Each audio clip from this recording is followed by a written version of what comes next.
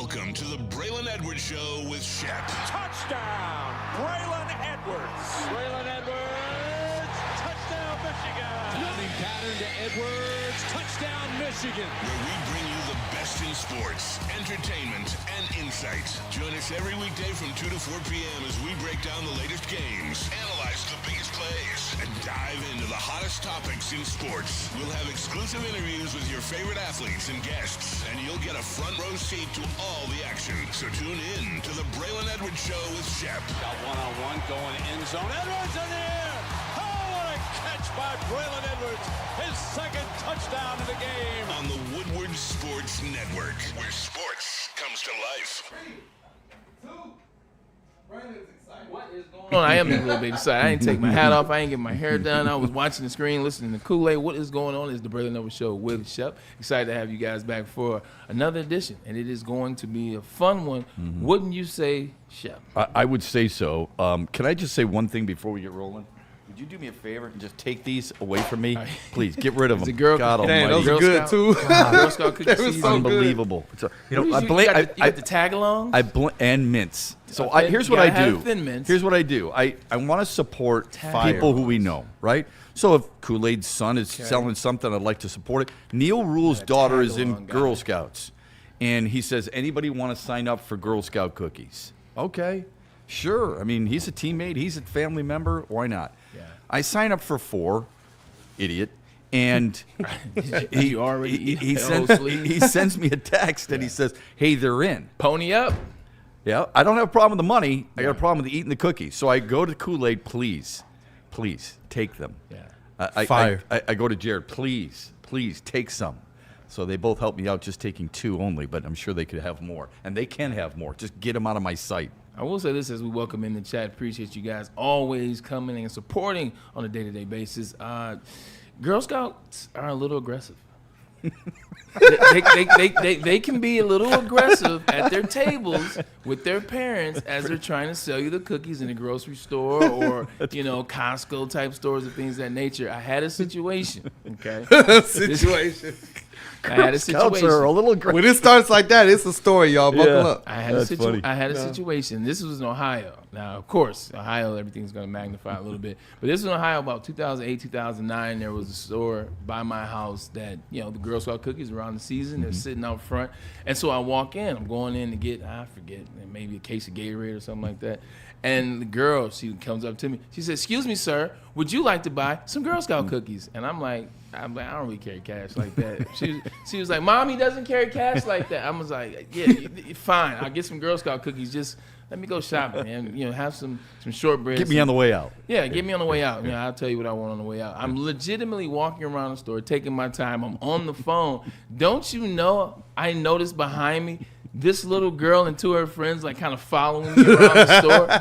I was like, I'm like, are you serious? So I'm like going to the next aisle. They're in the next aisle. I'm going to the next aisle. They're in the next aisle. I said, oh my God, all this for some cookies? You have got to be kidding me. So then I'm still young. I'm about 24 at the time or so. I'm like, you know what? I got something for you guys. So I loaded up on Oreos. So I loaded up on Oreos. I loaded up on Oreos and walking with all these Oreos in my hand. I'm walking to the cash register. I'm like, yeah, I'm gonna get these Oreos since you guys want to bother me. This is my thought process. And as I walk out, the mom walks up to me and the mom said, oh my God, you are our son's favorite players. I told my daughters who you were, and so they were a little excited, wanted to get your autograph. Now I feel like a jackass. Yeah, right. Yeah. Now I'm 23-year-old petty Braylon. Yeah. So long story short, I spent like $200 to get Girl Scout cookies. So Let's go. They won. They won. That's So the aggression. biggest sugar buzz I may have ever heard. Yeah. The biggest sugar. Shortbread Thin Mints, and third one. I don't really have a third one. Okay, so shortbreads first, then Thin Mints. 100%. And okay, so I got the tag-alongs, which has got the peanut butter on top. Do you like Samoas? Is that in there? I do. I really like them Okay. all, to be honest with you. Yeah. And then I've got the Thin Mints as well. I put the Thin Mints in the freezer. Do you do the same? So, yes, my mom did growing up. So my mom would put them in the freezer. I can eat them as She's is, a wise woman. Yeah. but she would put them in there. It gives you like a little treat. It does. It's like a little peppermint treat with some chocolate on it. But I always get caught. Doing what? Well, I'm trying to I'm trying to reel in the sweets, all right? The sugar's too much. I mean, what's the point of the workout, right? I mean, there's no sense of doing crunches. There's no sense of doing kettlebell swings, all that crap. What's the point if I'm going to just start eating tag-alongs? So I'm saying to myself, once a week, I get a treat. Once a week, all right? But open up the freezer, and then, you see those, and you hear a crinkling. And then, of course, my wife's in the family room. What are you getting into in there? Speaking of treats, So that's what happens. Yeah. I know that. That You do. Wifey. Wifey has What? Kool-Aid calls her. Nothing. Yeah. speaking of treats, all right, NBA is here. It's great now that football's over because No, it's not. Okay, let me reword that. Okay. It's not great that football is over. Okay. Once football is over, now I feel like it's basketball season. Now I feel like it's hockey season because now you can pay attention. That's interesting. Like yesterday felt like the first NBA season. I watched the Lakers and the Spurs, and I'll get to that. But go ahead. You think? Okay, that's interesting because I think it's baseball season. I've gone from football to baseball. I've always thought basketball and hockey, but if I were to highlight basketball and hockey, it would be when the playoffs begin. Even though I'm following it throughout, we follow all the sports throughout. But I feel like you're also secretly the biggest baseball fan of the four. Secretly. It's okay, Shep. No, I don't know about that. I love them all to death. It would be hard for me to rank them, but I hear what you're saying. Everybody in chat, please do me a favor. Kool-Aid, go ahead and set this this poll up. Yeah. What is Shep's favorite sport of the four? You guys know when he lights up, what sport are we talking about? Please do that poll. Let's and we'll see. what For it is. scientific reasons. But with that being said, it's because football is over, so now I'm able to dial in. Yesterday was the first day for me. The NBA All-Star Game would be this weekend, so that kind of the All-Star Game is where I really dial into what's going around the league. That's a click. Yep. Okay. My team I pay attention to, but the league. Right. Here we go. Now Fair I'm enough. watching what's Sacramento doing. Like, what are these random teams doing? Okay. It starts now. Watch Wemby last night. He's just exciting on a different level. I had a conversation with a guy who used to be on this show, and I said, for all the hype that is Wembanyama, he has to be at least no less than top 5 greatest player of all time. Based on the hype. There had never been hype like that. Based on the hype. And he disagreed with me, and here we are. I think he's going to be that when it's all said and done. Just based on the hype. You're not saying by talent yet. No, not yet. Right. But based on the hype and what was around that hype, I mean, what he's able to do, what we're now seeing, 7'5" guy can put you in the blender, take you off the dribble, back to the basket, steal the ball at half court, take one dribble, dunk. Like, legitimately things he's doing. And then block you when you try to get him back.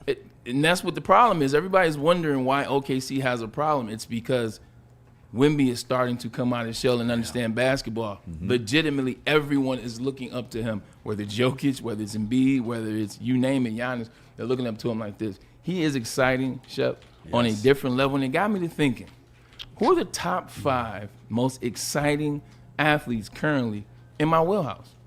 Oh, that's good. Because my mind was going to the most hyped NBA players of all time. LeBron James. For sure. And I've told this story ad nauseum. I was at the draft in New York when LeBron James was drafted. Yeah. I saw him walking down the corridor, down the hallway, in a white suit. And I said to a guy I was walking with, I said, mother of God, who is that? That's LeBron James. I said, that dude is 18 years old. So yeah, I would say LeBron James. I am 12. People will say Michael Danny Jordan, but Michael Jordan wasn't hyped, though. He wasn't hyped. He wasn't hyped. That was later. Out of North Carolina. Agreed. Yeah, I was Magic and Bird. I would say Magic for sure, and I would say probably Kobe. Nah, Kobe went pick 13. Oh, I know where he was drafted, and to Charlotte, and then traded for Vlade Divac. But I wouldn't say most hype player, because I would say who believed in him eventually made people believe in him, and then he became that, and that's Jerry West.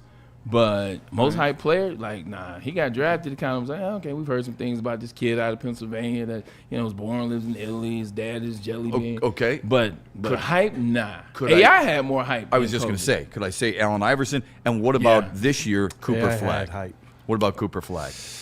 I don't know if Cooper Flag's hype is like theirs. Cooper Flag he was clearly the number 1 player. People clearly said he has the potential to be this really good player, but people still didn't know how to peg Cooper Flag.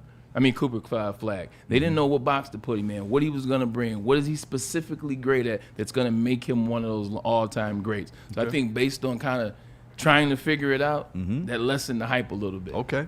All right, I could buy that. Can I throw one more foreign name in for you? Yao Ming. Oh, he was tough. He was good too. Like if they was that hype? Was Ralph Sampson hype? Ralph Sampson had a lot of hype. A lot of hype. He had a lot of hype coming out of Virginia. Yeah. So those are just some of the names. Okay, that's Okay. good. I think you're right about Kobe. And again, this is hyped, not how great they are. But Yao Ming, when he came here, I was like, oh my God, are you kidding me? And then I do believe because he had 4 billion people behind him.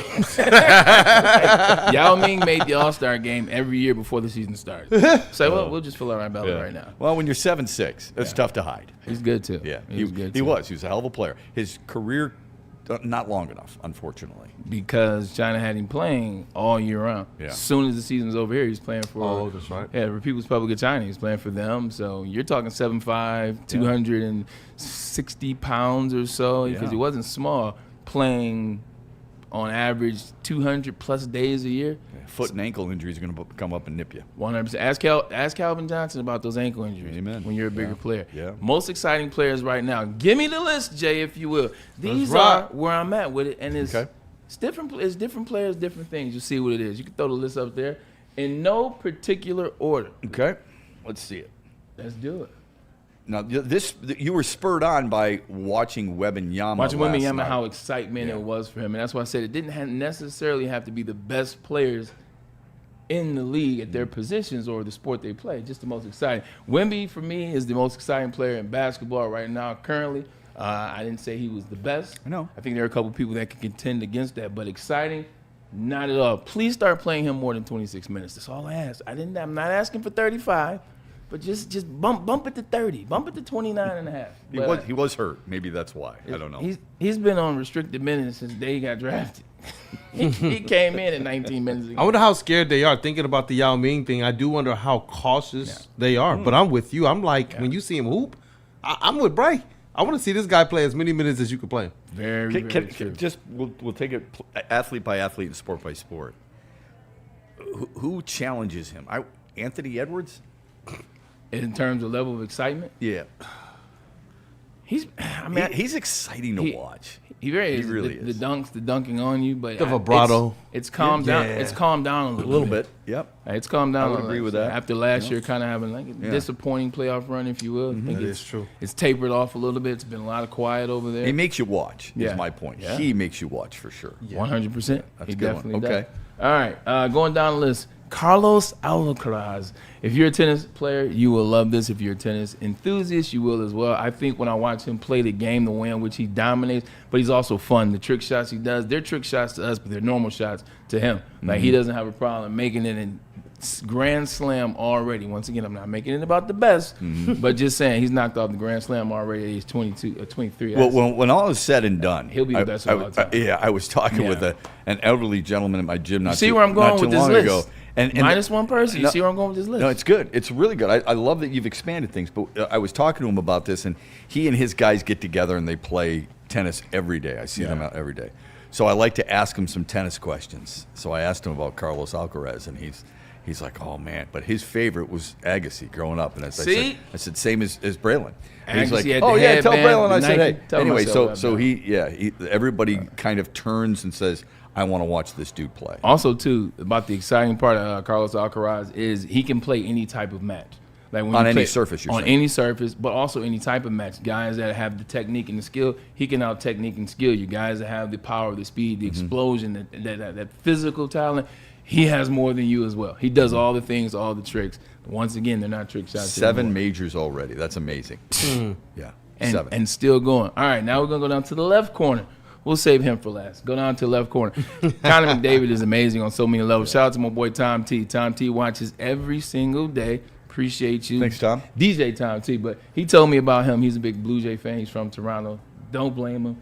Anyway, he's told me about Conor McDavid 5-6 years ago. He said, you got to watch this guy. You got to watch this guy. You got to watch this guy. Sending me YouTube highlights. Sending me clips. Finally, I said, okay, I'll watch Tom. I was blown away. Yeah. Like he's the only hockey player where you'll catch me watching YouTube at night just looking at highlights. Yeah, I would strongly recommend you watch his documentary when he got hurt a few years ago with the injury to the knee. Yeah. When he crashed into the goalpost, I believe it was against Calgary, and how they recommended surgery, and he said, "I'm going to rehab," and he rehabbed like a mother, and he came back. He was unbelievable. If you open the mind, it's really good. It's not very long. Okay, it's about 50 minutes, maybe an hour. Okay. It's not long. It won't take up much of your time.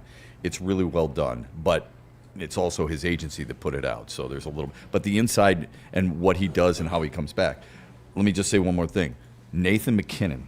If you think this dude is exciting, Colorado Avalanche. Yeah, he is right up there, man. He is unreal. Yeah, I mean the way these guys jump on their toes and take off, it's a phenomenon. So he's the best skater I've ever seen. I still remember 96, 97, 98, so you can't get me to put no Avalanche guy anywhere near Fair any of my list. Fair enough. Fair enough. Like how you feel about like the Celtics back in the day, the Avalanche. Yeah.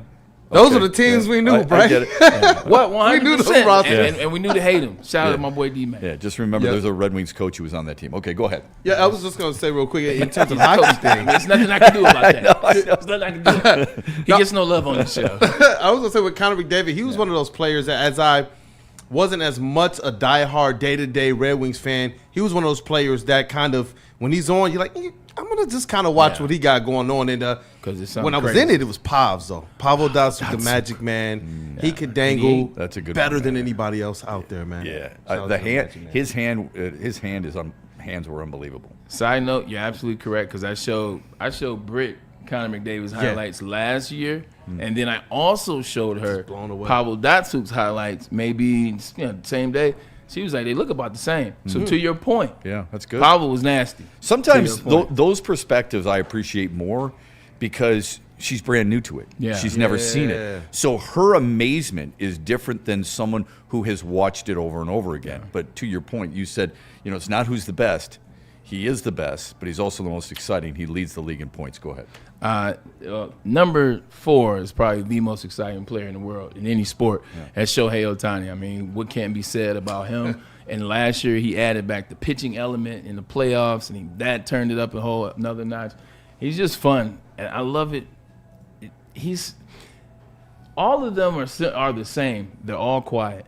You're They're right. all chill. They're all quiet. That's a good point. But yeah. they are freaking insane as athletes on Yeah. the field, on the ice, on the diamond. I never looked at it like that. That's good. Yeah. None of them are talkers or big talkers or want the credit or want the camera or want the light. Because number 5, you can't tell me he wants the microphone in his face, and that's Jahmyr Gibbs. Like, he is electric on so many levels. Did I say he's the best running back? I don't even think he's the best running back in the NFL. But most electricity, there's nobody in the NFL that can do what he does. No one can get you from 1 to 5 in the blink of an eye. The steps on the sideline, that whole the move he put on the Eagles safety. Yeah.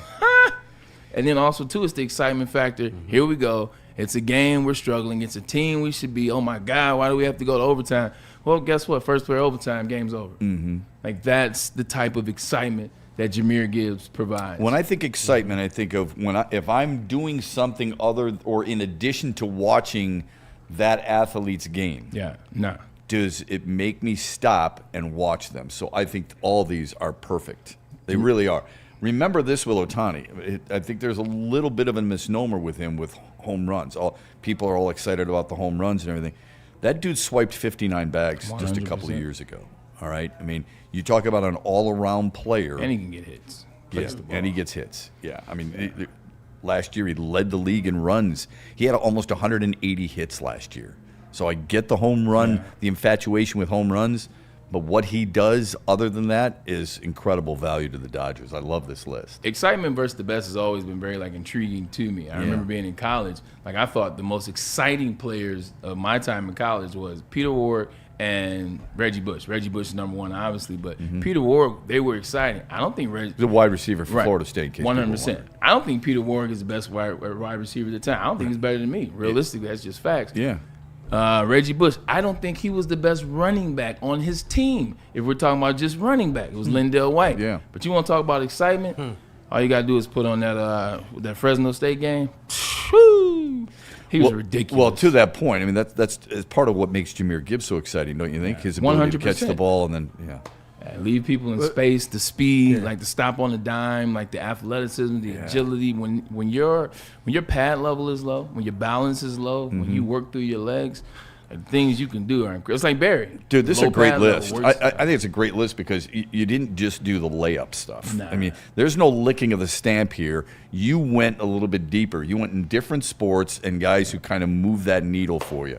I think it's really cool. I'm actually kind of pissed at myself that I didn't think of it myself. What I love about it, though, and the last thing I say about it is the Jameer part. I didn't do that for the fans, or I didn't do that because, well, I mean, I'm glad you love it. I did it because I believe it. I believe that he is truly the most exciting player in the NFL. I'm trying to think of who would quarterback. Yeah, I was just going to say who would take that place. Justin Jefferson comes to mind. Lamar healthy, like that's Lamar healthy. Yeah, Lamar healthy. Yeah. I do like Josh Allen. I know you don't, but he's exciting to me. I love watching. I think Josh Allen is good. You know that. I like to have fun with the conversation. I give him the credit he deserves. Yeah, I think both those. I think those are the two quarterbacks. Now, if it's a passing situation, I'm going to watch Stafford. If it's just every snap, I'm going to watch Allen and Jackson. So not Alan Jackson, the country singer. I mean the two quarterbacks. He used to wear the hat. Guess what? They all did. But he's the blonde mustache. I know you're talking about. See how he picks up right where you leave off. That's 100%. Good. This is what we're gonna do. We're gonna have some fun with this. Okay? We're gonna do the bionic quarterback or the bionic receiver, maybe a version of both. Who would you take to create the perfect quarterback? Like who's mental? We're not gonna do it now. Okay. This would be something that we take our time on. Okay. But whose arm? If I have a clue, but whose arm? Whose mental? Whose legs? Who's blah blah blah blah blah. Yeah, I like that. Yeah. We can do that. And if there's anybody else that you think Bray is omitting here, the most exciting a lot player of people in any sport, it doesn't matter. It doesn't have to be football. It doesn't have to be a Lion. Who else is? This is not popular, I'm sure, but I stop what I'm doing. I watch Myles Garrett.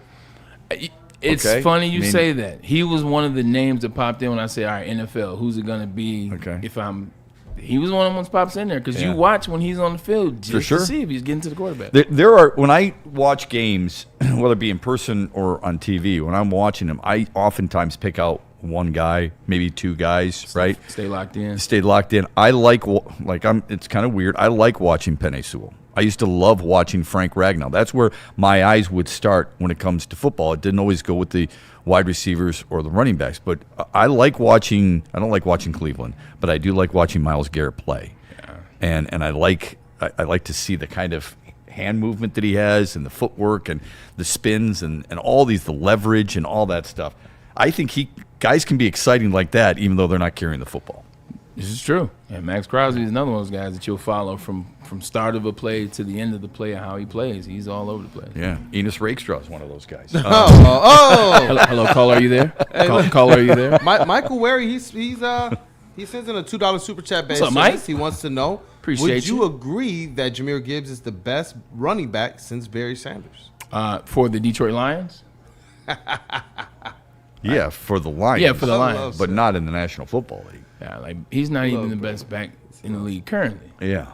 He has a lot of ability, a lot of potential. He's top 3. How much did this last season play into that? Because I know 4. coming into the season, he had a lot of hype, and he was coming off of a year where he just fell short of 2,000 total yards. Yeah. And you come into this season and looked like he took some steps back. He did take some steps back, but I won't say steps. Like steps is plural. Especially steps is a lot. That's where I was going. I would say he maybe, if anything, he didn't take a step back. He went sideways. I think that's what's fair for Jahmyr Gibbs last year. He took a step sideways. That offensive line was all-time bad. If you don't believe me that you need an offensive line, look at what Saquon Barkley looked like when he had Lane Johnson and he had the big guys up front. Look at what Saquon Barkley looked like last year when he was missing those guys. Like Saquon Barkley couldn't find a yard. Jahmyr Gibbs is better than Saquon last year. So I don't think he took a step back. I think he took a parallel move.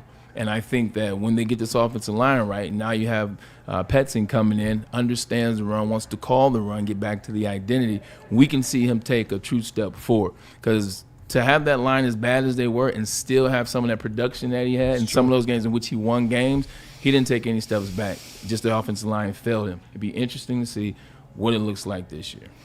Yeah, I think Bijan Robinson is my favorite back. I think he's as complete a back as there. Him and Christian McCaffrey are probably the two most complete backs in the National Football League. My opinion. Yeah. And Jahmyr Gibbs is in that conversation, but I think those two guys that I just mentioned are right there. As far as pure running backs, probably Saquon Barkley, Jonathan Taylor. That's where I was going. Yeah, Jonathan Taylor. If you're looking at just a guy to run the football, right? And can catch out of the backfield. Yeah, that's the all-around back I'm referring to. But look, I wouldn't say no to any of them for crying out loud. Okay, because if you watched that game, it was a Thursday night game, Atlanta against the Rams, or maybe it was a Sunday night game. Either way, Bijan Robinson was a one-man wrecking machine. Like 250 totality, something like that. But it wasn't just him catching the ball. I mean, he's running and he's going through narrow lanes and he's just running people over. Yeah. He's fast. He's physical. He's quick in space. He can run between the tackles. I always think of that because you played with a guy who had a certain reputation, and you educated us a little bit about how important it is to run between the tackles. I don't know if there's another running back in the National Football League right now who does it as well as Bijan Robinson. That would be an interesting point. Between the tackles right now, nah. Bijan's really good. Between the tackles is James Cook. Okay. That's a good one. Between the tackles right now, I'll go James Cook. Okay. He's the best between the tackles. And he's very, very patient. So I think he's one that we haven't mentioned. And this year, I had to follow. Because I wasn't giving James Cook the credit he deserved the year before. I said, I got to wait and see. Because in my estimation, Dalvin Cook's a better running back than him at the time. I watched last year, and he was able to do a lot that impressed me. So in between the tackles, I like James Cook. It's one of the things that I really appreciated most about the Super Bowl when they were talking about the patience of Kenneth Walker III. Oof. And they kind of that one play where he really took where he time just waited and waited and then boom, took off. It was pretty cool. Yeah, they did a good job in that regard. Well, Mike Tirico did a good job. Chris Collinsworth, you can have. We look for plenty of super chats from you and plenty of things in the chat.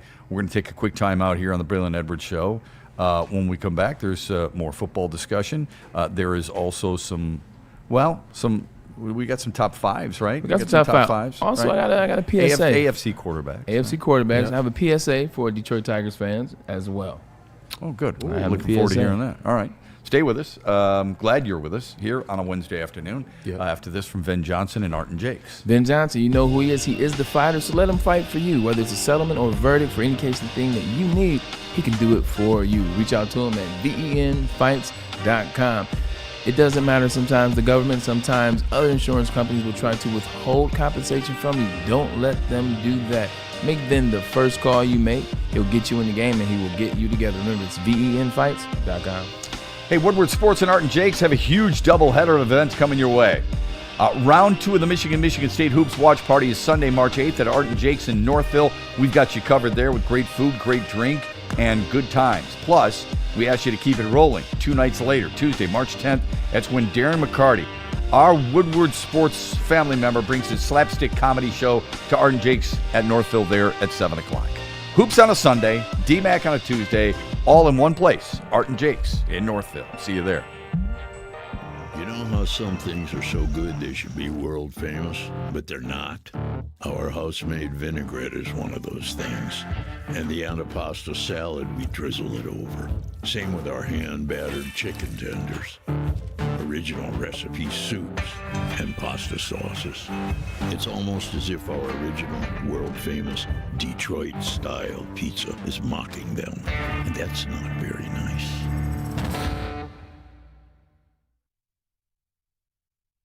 Like a frostbite straight from the divine. Cold rush on my skin feels so fine. Muscle freeze, the ache. No side effects, no mistake. Chill Sub-Zero. Icy and true. Feel the chill. It's all for you. It's not magic, just science play. Chill Sub-Zero.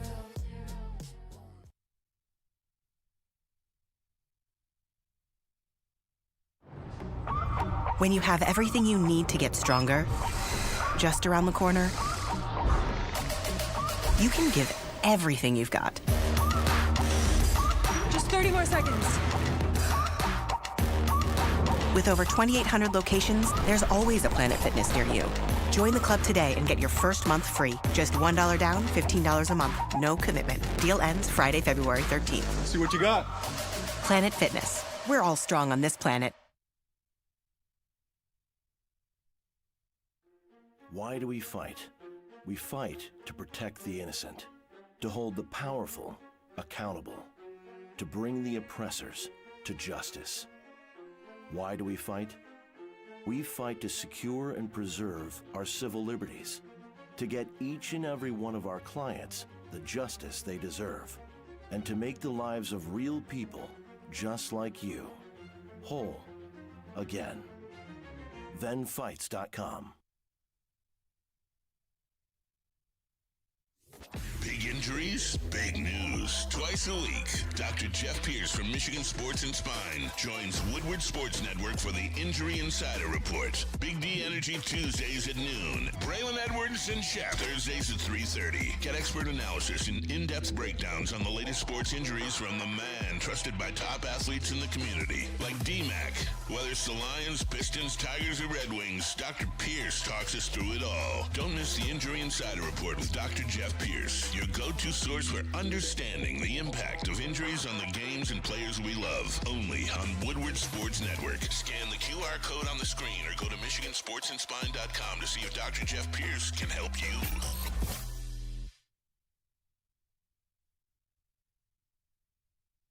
It's game on at Art & Jake's. Wings, burgers, pizza, and ice-cold drinks served up with attention to detail. Wall-to-wall TVs, great service, and a vibe that keeps your crew coming back. Art & Jake's, a sports bar setting with a fine dining flavor. Thank you to all the fans for making Woodward Sports your #1 online destination for Detroit sports. We promise not to drop the ball.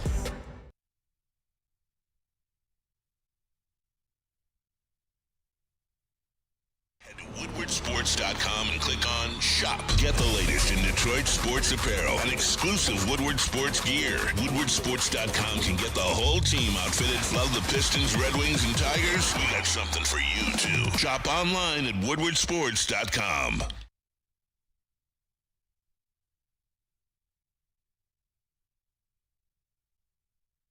To any Lady Jane's Haircuts for Men and claim your throne for a king's treatment from one of our talented stylists. Open 7 days a week, walk in anytime. Just get to a Lady Jane's today and receive a precision haircut, scalp massage, hot lather neck shave, and a hot towel treatment. A haircut should not be a chore.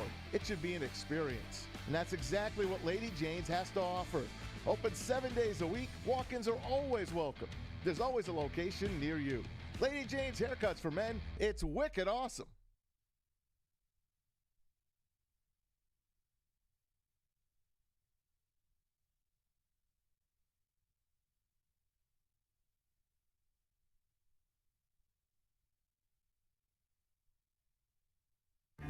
Find your sun with Sun Cruiser Vodka Iced Tea. Made with real iced tea and real vodka. Cold, refreshing, and made for moments like these all year long. Let the good times cruise with Sun Cruiser.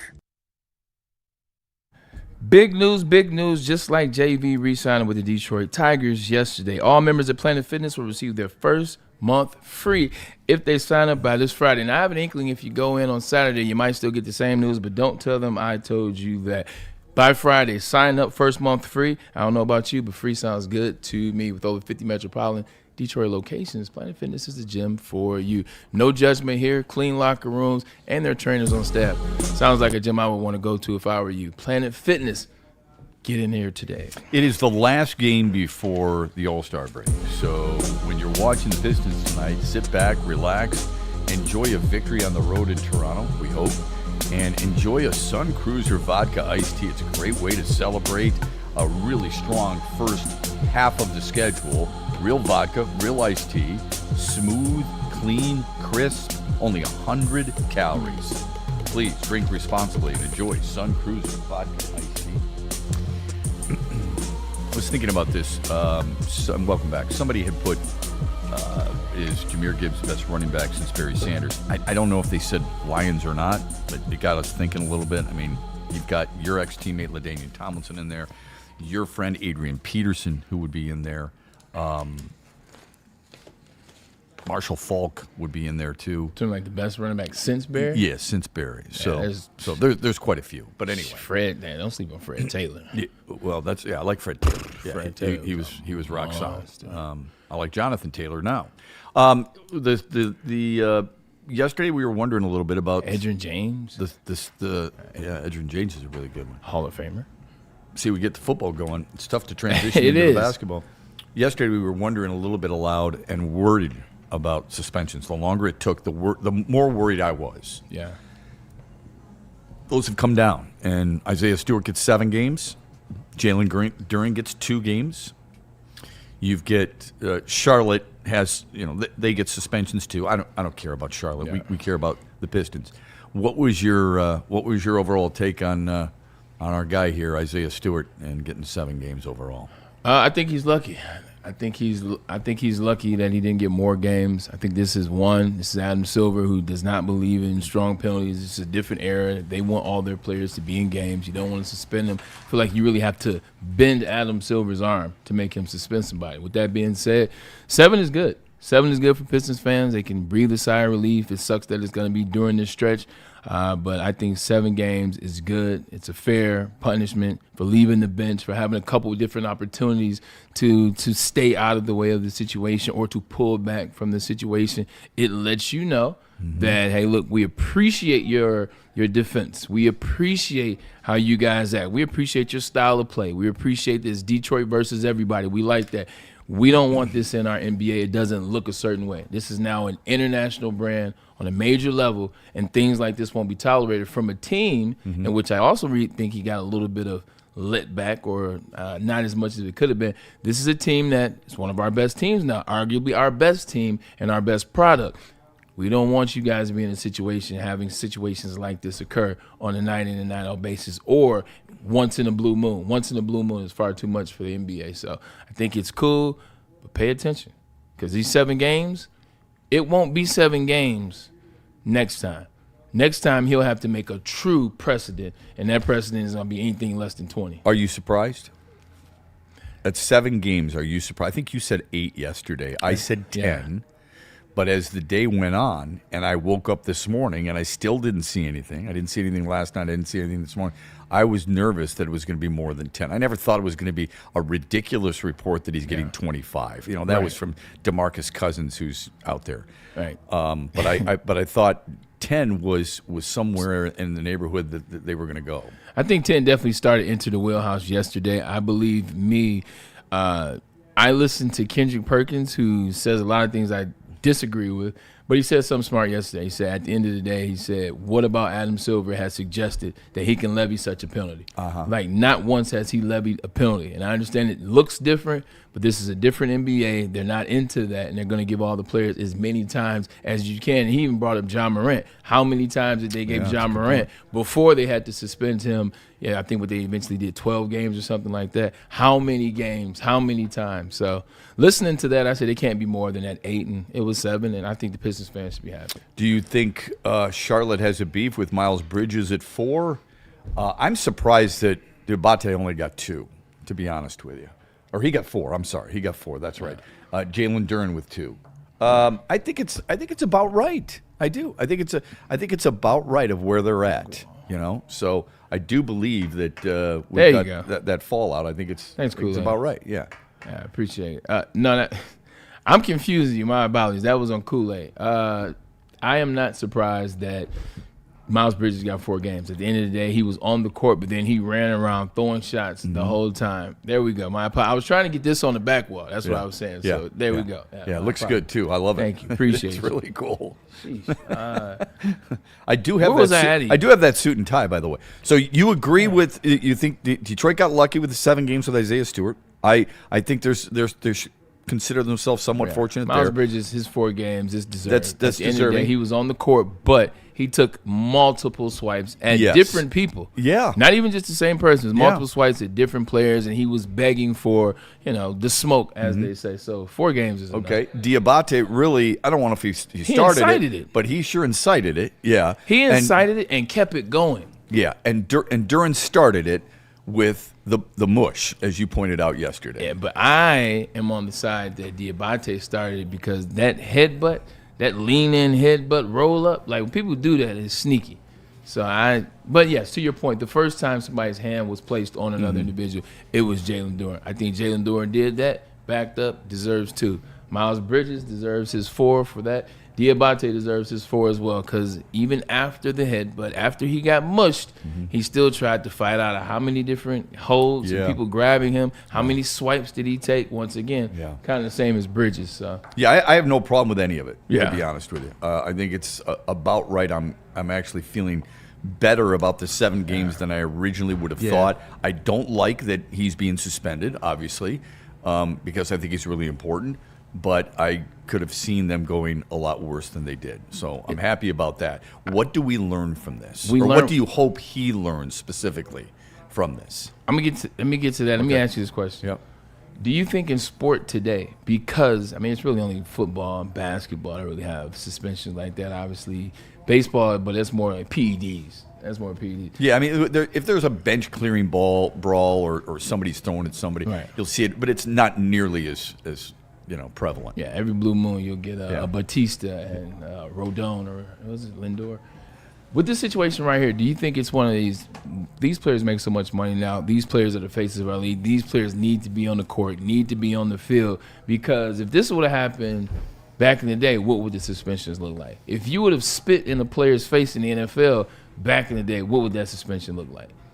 That's what I'm saying. Like, now it's like we're doing the bare minimum on punishment these days. That's a good question. I don't recall the fights with Adrian Dantley in the Celtics or Julius Erving in the Celtics or Rick Mahorn in the Bullets or whomever, right? Yes, that's what they used to be called. Sorry, not the Wizards. Like the shift. Yeah. The shift happened like 2000. I wonder C-Web and C-Web was on that team whenever the Bullets. Ben Wallace. No, he's talking about 80s. Yeah, well, either way, I wonder how much those are. How much do you think those fines were? Man, it was how many games? They weren't getting games back in the day. They were only getting. They were getting fined money. $300 $300 and gone. I mean, once the shift happened, I should have said that more correctly. Like 2000 was the shift. Okay. And 2000 was Malice at the Palace, which was a little couple years after that. That's when they start taxing the games. Well, Kool-Aid, how do you feel about it? How do you feel when you first saw this? I think you and Braylon and I were all on the same page here. We were getting a little nervous the longer it took. It's kind of like the jury, staying out of the room for a long time. They haven't come back with a verdict yet. Who does that favor? I was worrying that it was not going to be in favor of Isaiah Stewart. I was on the same lines, and when I saw what actually came down, I thought, this is the best case scenario for the Pistons. I remember Bray. I think it was 7, the number that he said That's yesterday. 8, but I appreciate that, though. Yeah, he said 8. I said 10. Max, maybe 10. But the longer it got, the more my mind started thinking about some of the NBA guys out there who were saying things like 20 games, 25 games. Oh, he's definitely getting double digits. He will get no less than double digits. Then I started thinking, man, but there wasn't really any precedence for that. It stayed between them. It didn't involve anybody in the crowd. And I understand this when the minimum to come off the bench is just 1 game. That's where I realized, okay, maybe he does have an opportunity to get this thing to that 7 or 8 that we were hoping to be at, and we thought that this would be good. So I'm for it. And Duren, I was wondering if he would be able to come away with 1 game. The 2 I get, because I guess the face mush is something that they're looking at as disrespectful. I heard all the talking heads everywhere, including Jaylen Brown on his podcast, man, talking about, dog, somebody face mash you, people got to get taken care of for that. So. Yeah. No, that's real. That's why that face mush was. Yeah, that was disrespectful. Mushing. When you mush a grown man, like, that says a lot about what that situation should entail. But I think also too, like, Shep, when you watch the altercation, it's all about what does it look like the vantage point. How does it play out? How is it perceived? Did you see blood? Do you see black eyes? Do you see fist connecting? Do you see teeth chip? Do you see somebody go down? Do you see somebody get body slammed? Do you see any physical altercation, physical mess that you got to explain and is a real black eye to your league? Yeah, it didn't look good. It didn't look good for optics for the NBA. But nobody got landed a real punch. There wasn't even a real 2-piece of the biscuit. Exactly. Outside of the face mush, you see no true physical altercation. You see a bunch of people being restrained, held back. And the NBA can look at that and say, okay, we don't need to be as egregious with these fines and these punishments because it didn't look as bad when we play it back. I think that's kind of what played into it as well. There was no blood, no black eye. Yeah, no, it's fair. No craziness. It's fair, and Kool-Aid said, nobody in the stands. I hope that's not a criteria. Okay, I really do. Here's what I'm wondering. Do you think Isaiah Stewart, not yet, but is on the trajectory of being viewed similar to that of Draymond Green? Remember, Draymond Green got a 16-game suspension? Yeah, for Tex. For Tex and for fighting and so on and so forth. I think you brought up yesterday, I thought it was a great point. The big reason why Golden State maybe didn't three-peat is because of his volatile personality. Do you worry about that with Isaiah Stewart? I don't think so, and realistically, I wish he would be on that trajectory because Draymond was amazing for the Golden State Warriors. I think he's a little bit overrated, but I give him credit where credit's due. He was amazing in that stretch run. I don't think he's on that trajectory because I don't think in between whistles, in between plays, like Beef Stew's not out there cussing at the refs. Beef Stew's not out there telling the refs what they should have called, what they're not going to call. Like Draymond's one of those players. Draymond always has been get up underneath the ref's skin and get the technical fouls game after game after game to where you get those suspensions. I don't think that is with Beef Stew. I don't think he's that type of player. No, he don't really. He doesn't chirp at the refs. You only see this when you need to see this. Now that's the one thing I will say. I don't like seeing it, but you only see this level of excitement, anxiety, frustration, anger, all that with him when it's needed. The LeBron situation, the Pacers situation, this situation. So that's a plus. To answer your question originally, I know I got off track. That's right. I don't think that he learns from this, though. Like, I don't think this is going to be okay, now I have to calm down. Now I have to chill. Because until you truly, truly feel it, I don't think. Until you truly, truly cost or truly, truly feel something that you do, I don't think you learn. You get the same amount, 7 games, as Nick Van Exel got in shoving a referee into the scorer's table. Whoa. That's what it was, okay? Just so we're clear. 1996, Nick Van Exel did that. Rasheed Wallace got 7 games when he confronted, ironically enough, Tim Donaghy in the parking lot at the Rose Garden in Portland. They need to rescind that one. I was just about to say what was great about that one is he needed to. Apparently. Yeah. Where's my money? Yeah. What? Yeah. No kidding. Anyway, I'm interested to get people's thoughts in the chat on that as well. I know you've been able to digest it a little bit, but I'm wondering how people feel about it. And let's keep caught up on any super chats. Yeah, we do have a couple super chats here I want to be able to read. A lot of encouraging ones, man. Shout out to the people. Middle-aged sneaker chick, with the $5 super chat. She's already number 3 crown in the chat. Shout out. What's going on? She said, I feel you, Shep. She said, Tap-alongs are my favorite. That's why I always buy 1 and donate 3. Oh, smart. See, you're a smart woman. I should probably do the same. You know what I think I'm going to do? I'm going to leave 1 box just on the middle table out there and let people, let the scavengers just go. Right. I mean, go ahead. I mean, they're going to be circling. But it's like a carcass in the savannah. With the buzzards? Yeah. The buzzards up high. Yeah. But you know what Shep's not going to do is he's not going to write that note that says, hey, these cookies were left here for everyone. See, what Shep's going to do is put them up there, not say anything, and hope tomorrow when he gets here that I tried. Still there. I tried to give them away, but nobody wants them. Hey, tag along with me. Honey, I tried. Yeah, I tried, man. I tried. Desperately. Did the best I could. Any more? Oh, yeah, definitely. Got about 4 here, man. Michael Wary with the $5 super chat, number 1 crown. He says, Mike? Chat, let's make sure we give the show 100+ likes to show our appreciation for the great job they do every day. Thank you, Mike. The A-team, and he put the emojis of the crew. Shout out to the chat admiral, man. We appreciate you getting everybody in line. Hey, Freddie Felt 313, man. I love our chat family. $1.99 super chat. He says, save me a spot in the studio on Friday, February 27th. Usually don't cover the Friday games, but I am gonna go to the pregame to see my guy Freddie Felt, man. Shout out. It is right there for you, Freddie. No problem. Right here waiting for you, brother. Right there, man. And he also says, and I saw Spinball say rest in peace as well. $4.99 super chat, rest in peace. James Vanderbeek, a.k.a. Dawson, a.k.a. Jonathan Moxon from Varsity Blues. I have his jersey signed and framed on my wall of greats with Bray and Jalen Rose. Man, I got up there with James Vanderbeek, man. The Mox. Oh, man, rest in peace. Educate a little bit. For those who don't know, help us with that. I don't want to wait for our lives. Oh, okay. Oh, I got it. Yeah, he was started on Dawson's Creek, but then in Varsity Blues, he was the backup quarterback. Oh, was he really? That ends up taking over. James Vanderbeek, for sure. Okay. Yeah. And he started acting.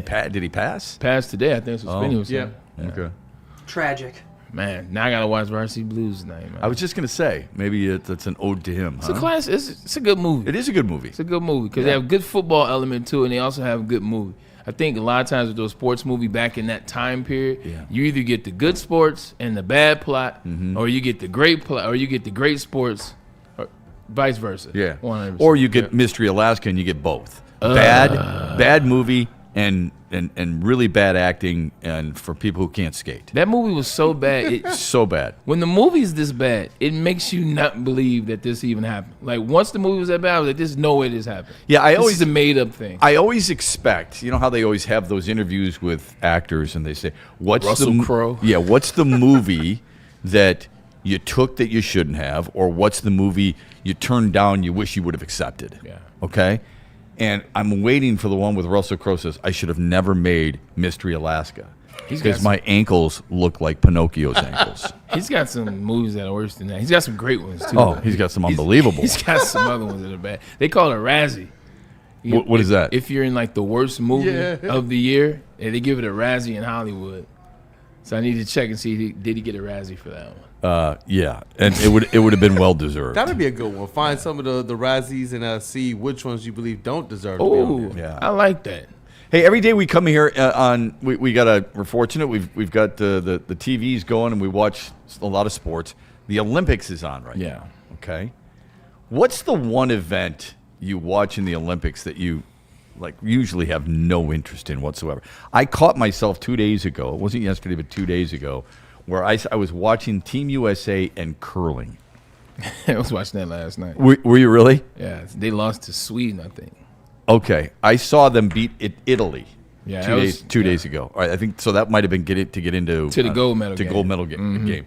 And I'm watching it. And I'm thinking, okay, I have no desire to watch this. Yeah, and they say sweeping is really hard. And there's different size rocks. I mean, you get really into this stuff. You go down a rabbit hole, you're done. Okay, you won't be able to find the light. All right, so you get all that stuff, and I'm why do I even care? Right? I'm just looking at my computer. I'm doing a little bit of work here and there, and this is on, and then suddenly you stop doing some work and you're watching it. And you're watching a little bit more, and you're fascinated, and you hear a good-looking Italian woman say some words you don't know what she's saying. Okay. And then you hear the American woman start Milan Cortina. Yeah, saying stuff, and you're going, Milan. stop. If you're the guy sweeping, you'd say, shut up. I just want to, Yeah. What's the one type of athletic event you're watching in the Olympics that usually you wouldn't? I feel like curling always grabs everybody when the Winter Olympics comes around. Like, it never fails. Like, it always grabs us because it always becomes one of the first ones, and they talk about it. But I love watching curling as well. Mm-hmm. Me, bobsledding and figure skating. Oh, good one. Yeah, bobsledding's a good one. Bobsledding is because I grew up in the era of Cool Runnings. Like, come on, man. Yeah, right. Come on, Jamaican, man. You know what time? What was it? Feel the rhythm. Feel the rhyme. Get on up. It's bobsled time, Cool Runnings. So, yes, we grew up in that era. Don't put that one on the Monday movie lines with Braylon, okay? Yeah, please don't do bobsledding. But bobsledding was cool also, too, because it was like a track element to bobsledding. So I was able to watch the runners, strong quads, strong ankles, the whole 9 yards, to get in that start, to get into the toboggan or whatever it's called, and watch them sync. Watch them sync on it. So that's cool. And then figure skating. Like when I saw Scott Hamilton doing backflips in the 90s, I was like, wait, you can flip on this? I was like, yeah, I like ice skating. All right. Ice skating and bobsledding. Kool-Aid, got any? For me, I always got tapped into the curling, and I have no idea why. Like, I'm glad to know that I'm amongst a fellow person who gets locked into curling, and they don't understand how they get trapped. And then all of a sudden, you want to see the science behind it. Is this really that tough? Why is this an Olympic sport? I know. And I've been on this journey, on my bucket list. One day I have to do curling. Yeah. I do, but if we're just talking about, you're not talking about 12-ounce curling. You're not talking about curling at Planet Fitness. The one that curling. I can get down on that. Yeah. But if we're talking about things with USA across the jersey, I remember growing up, women's USA soccer. That just was it took over everything, man. Until they lost to a high school team of boys. You're like you was a Christine Chastain Brandy Chastain. Brandy Chastain. Obviously, like Took the his shirt hoops, obviously locked in. But soccer, for some reason, I didn't pay attention to it any other time. But when it was USA Soccer, I was locked in. If you want Summer Olympics, then I'm throwing diving in there. Like diving is the cliff diving. And I know it's not is- an Olympic sport, but cliff diving will freak you out a little bit. I like those too. You ever see when they do those Red Bull dives? When they're Oh, like with the way really up? tall ones? Yeah. That's crazy. And they dump it to like kind of like an open lake little area or a small inlet. Yeah, that's I'm cool. like, what if he was over by just a little bit? Then he won't be here anymore. I know. And that was his last dive. I'll tell you this. I was in Hawaii once for basketball and had a day off, so we were on Black Rock in Maui. Okay. So they give you all these different rules. Don't touch the turtles. You're not supposed to touch the turtles for some reason. Anyway, so I'm way up top on. Should have touched the turtles anyway. I did I because knew I it. forgot like an idiot. Anyway, I was way up on top of this cliff, and I'm looking down, and you can see what seems like from miles. Okay, we're not talking about a Who song, miles and miles, but it's a really good Who song. I dive, and I was so worried that I was going to hit my head on a rock. I know some people feel like I did, but because I was afraid they were hidden somewhere. I can't even imagine the Red Bull divers. That stuff would freak me out, and I'm usually not afraid of heights or anything. Yeah, on top of that's nuts, absolutely nuts. No, thank you. Yes, somebody in the chat said, "Laugh." There are not different size. They're different weighted.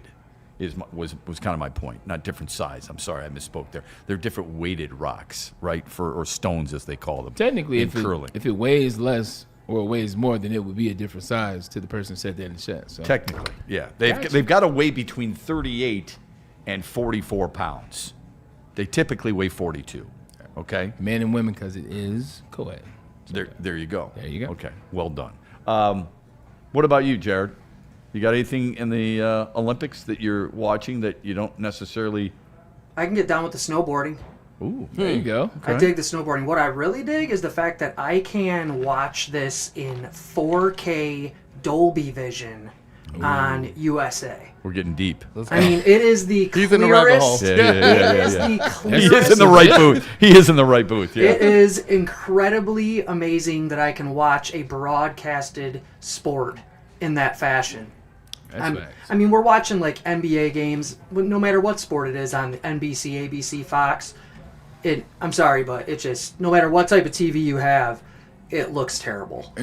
No matter what HD you got going, but if you can broadcast it in the 4K Dolby Vision that USA is broadcasting, he's locked in. I love it. I'm learning. I'll it. watch any sport, 4K Dolby Vision. Yeah, But it does look for great. sure, it's the snowboarding for you. Yeah, snowboarding and of course curling too. Well, I was watching that yesterday also. Curling is I don't know something my else. knees. Like when I watch the curling, like you notice how they start. Like you see how low they are. You see how their knees are angled. Man, stop playing. My knees stopped being able to do that a long time ago.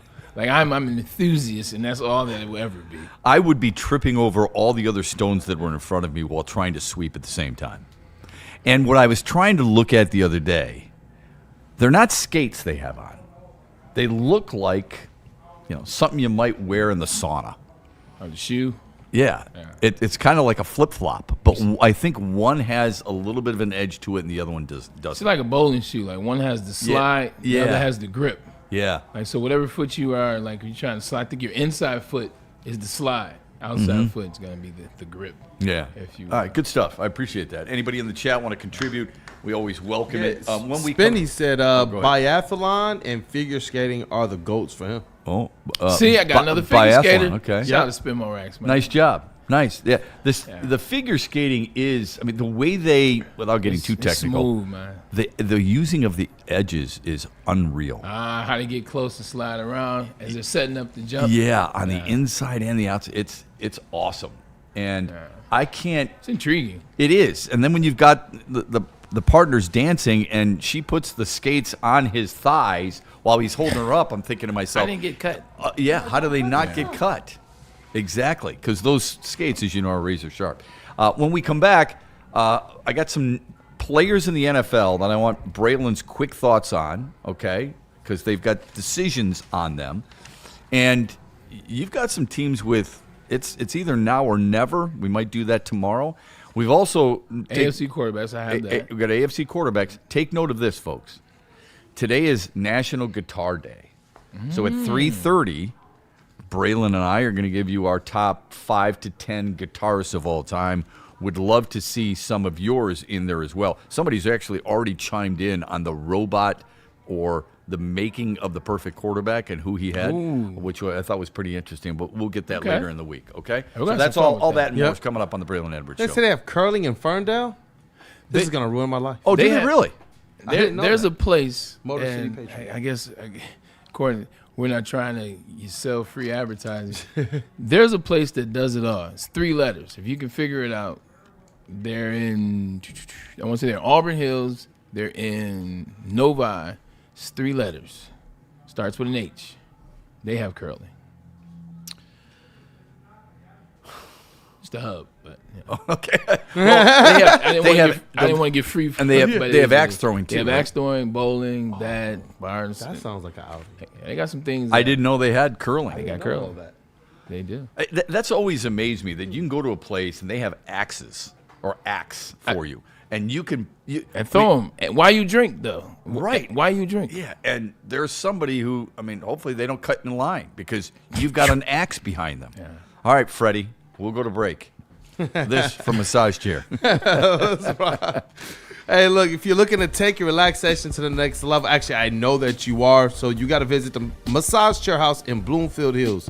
It is the largest massage chair showroom in the Midwest. It's like, just say that again and think about it. It features top-tier brands like Infinity and Osaki, and I'm telling you, we got the Osaki Premier in our studio, and it redefined comfort for me. So you guys got to make sure that you get over there and check out Dr. Eric Duncan, who is the Wellness Doc and creator of the #1 channel for massage chair reviews. So make sure you give him a follow at the Wellness Doc. Book your visit today at massagechairhouse.com or simply scan the QR code on your screen. Massage Chair House, your ticket to ultimate recovery and relaxation. Big high five to our friends at Sharon's Heating and Air Conditioning. Congratulations on serving Metro Detroit for over 40 years with reliable service, treating customers like family, and making sure your heating system or your cooling system is running safely and efficiently all season long. Folks, they are experts. They are fast, they are dependable, and they are easy to reach. You can do so by calling them 734-238-3805 or by going to their website, sharonsheating.com.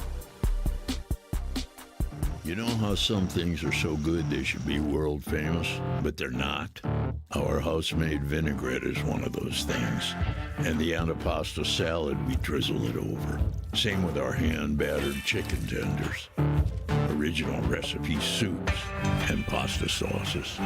It's almost as if our original world-famous Detroit-style pizza is mocking them. And that's not very nice.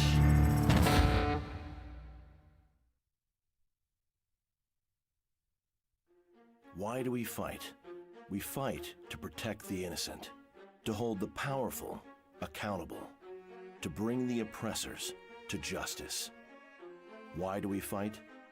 We fight to secure and preserve our civil liberties, to get each and every one of our clients the justice they deserve, and to make the lives of real people just like you whole again. ThenFights.com. Come to any Lady Jane's Haircuts for Men and claim your throne for a king's treatment from one of our talented stylists. Open 7 days a week, walk in anytime. Just get to a Lady Jane's today and receive a precision haircut, scalp massage, hot lather neck shave, and a hot towel treatment. A haircut should not be a chore. It should be an experience. And that's exactly what Lady Jane's has to offer. Open 7 days a week, walk-ins are always welcome.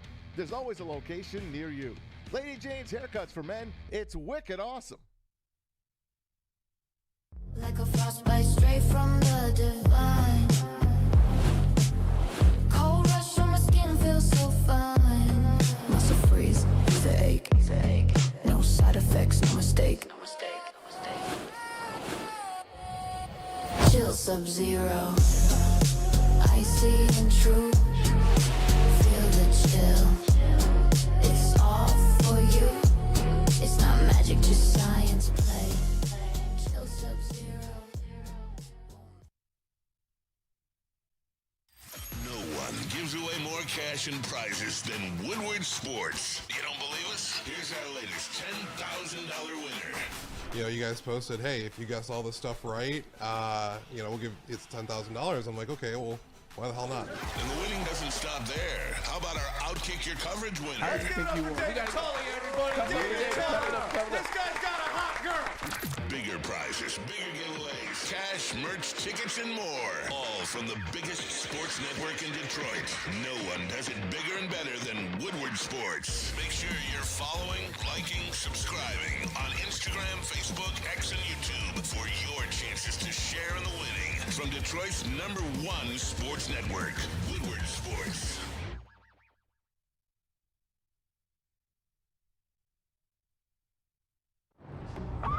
When you have everything you need to get stronger, just around the corner,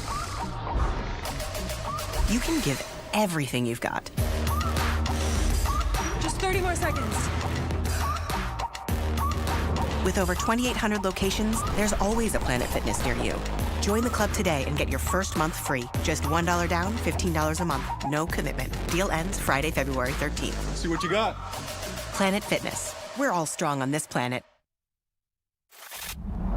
Looking for your daily sports fix? Look no further. Join Braylon Edwards, the University of Michigan legend. Lofting it right corner of the end zone for Braylon, up in the air. Touchdown, Michigan! And Shep. Do you believe this comeback? Your favorite sports commentator as they tackle the hottest topics in the world of sports. Catch the Braylon Edwards Show with Shep, Monday through Friday from 2 to 4 p.m. on the Woodward Sports Network. Get ready to laugh, learn, and love sports like never before.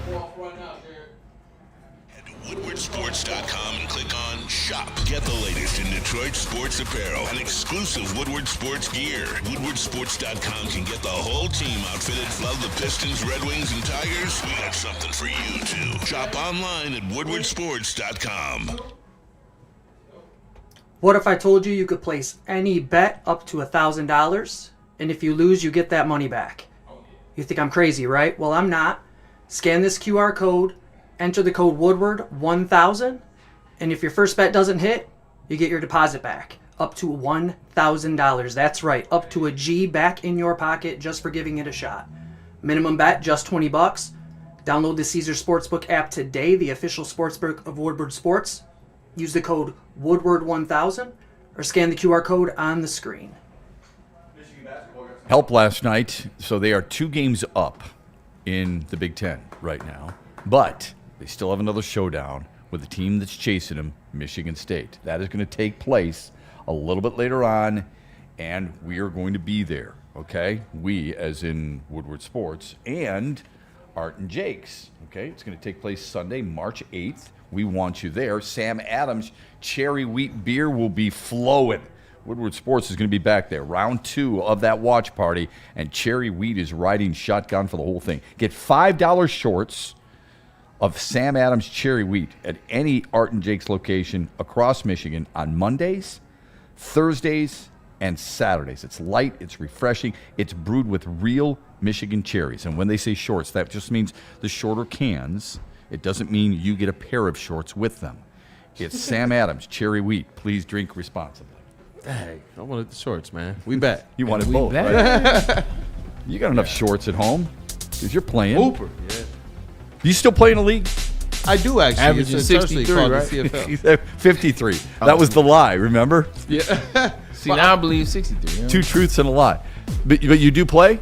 Yeah, but I feel like getting more into coaching now as those knees hurt just a little bit more and more. And the oldest, he wants to hoop, and I feel like I would be the best coach for him. Okay, that's good. I was wondering if he ever goes and watches you play and then starts to critique you. Oh, yeah. No, he's seen me play before. And okay. Dad, you got game? Yeah, the better he gets, the older he gets, the more he'll go and say, oh, Dad, you know you missed that pass on this. I'm like, son, yeah, I know. I've been beating myself up on it. Then he'll tell me some things now, and I'm just like, oh, thank you for that. Like, definitely little things with the shot. He's like, Dad, you pushed off to the left on that. It's like me talking back to myself, man. But it's interesting to see him just kind of gravitate and love the game. I didn't have to push him into it. Yeah, that's the We best actually way. gave him like golf training and other things, but basketball is just what he keeps coming back to. I love that. All right, so coach him up and have some fun. I want to get to 5 players in the National Football League, and I want your quick thought on them. Yeah. Okay? All right, here we go. And it doesn't have to be a quick thought per se, but you can take it anywhere any way you want. All right? Any way you want. Go, Steve Perry. Good. That's well done, Neil Sean. All right, ready? You like that? Yeah, I appreciate that. There you go. You're very versatile. Max Crosby. Max Crosby is out of the Raiders. Everyone knows with the reports, he's already told them, I can't play for this team. And what I mean by them, Tom Brady. You tell the GOAT that you can't play for his newly acquired team. Snap. That he has position. Didn't think about that. Yeah, 100%. He's told them he doesn't want there. And I understand it. Look, when you put forth as much energy as he does, and when you watch the film, he does not cheat the game. He doesn't cheat the Raiders. He doesn't cheat the game. He is legitimately from whistle to whistle. He gives all that energy. And when you haven't provided him with D linemen that can help him, linebackers that can help him, defensive backs that can help him, his defense is atrocious. And guess what? The offense is even worse. When you look at a situation like that and you've given 7 years of your life, you don't have for long. The NFL, we know what it stands for, not for long. He doesn't have much more time to be wasting with the Raiders. Sometimes you need a fresh air, and it's good for him. Also for the Raiders, it's good for them. You give up Max Crosby, you will get a haul in return to be able to maneuver and start to do some things differently. Stop holding on to a player that's not going to be there when you win this championship or when you get better. I wonder who can afford him, and I wonder who he would want to play for. I don't know how much say he's going to have, but he may not have to leave the Bay. San Francisco. They have the money for him. They do have the money. Because they've cleaned a lot of money off their books in the last 2 years.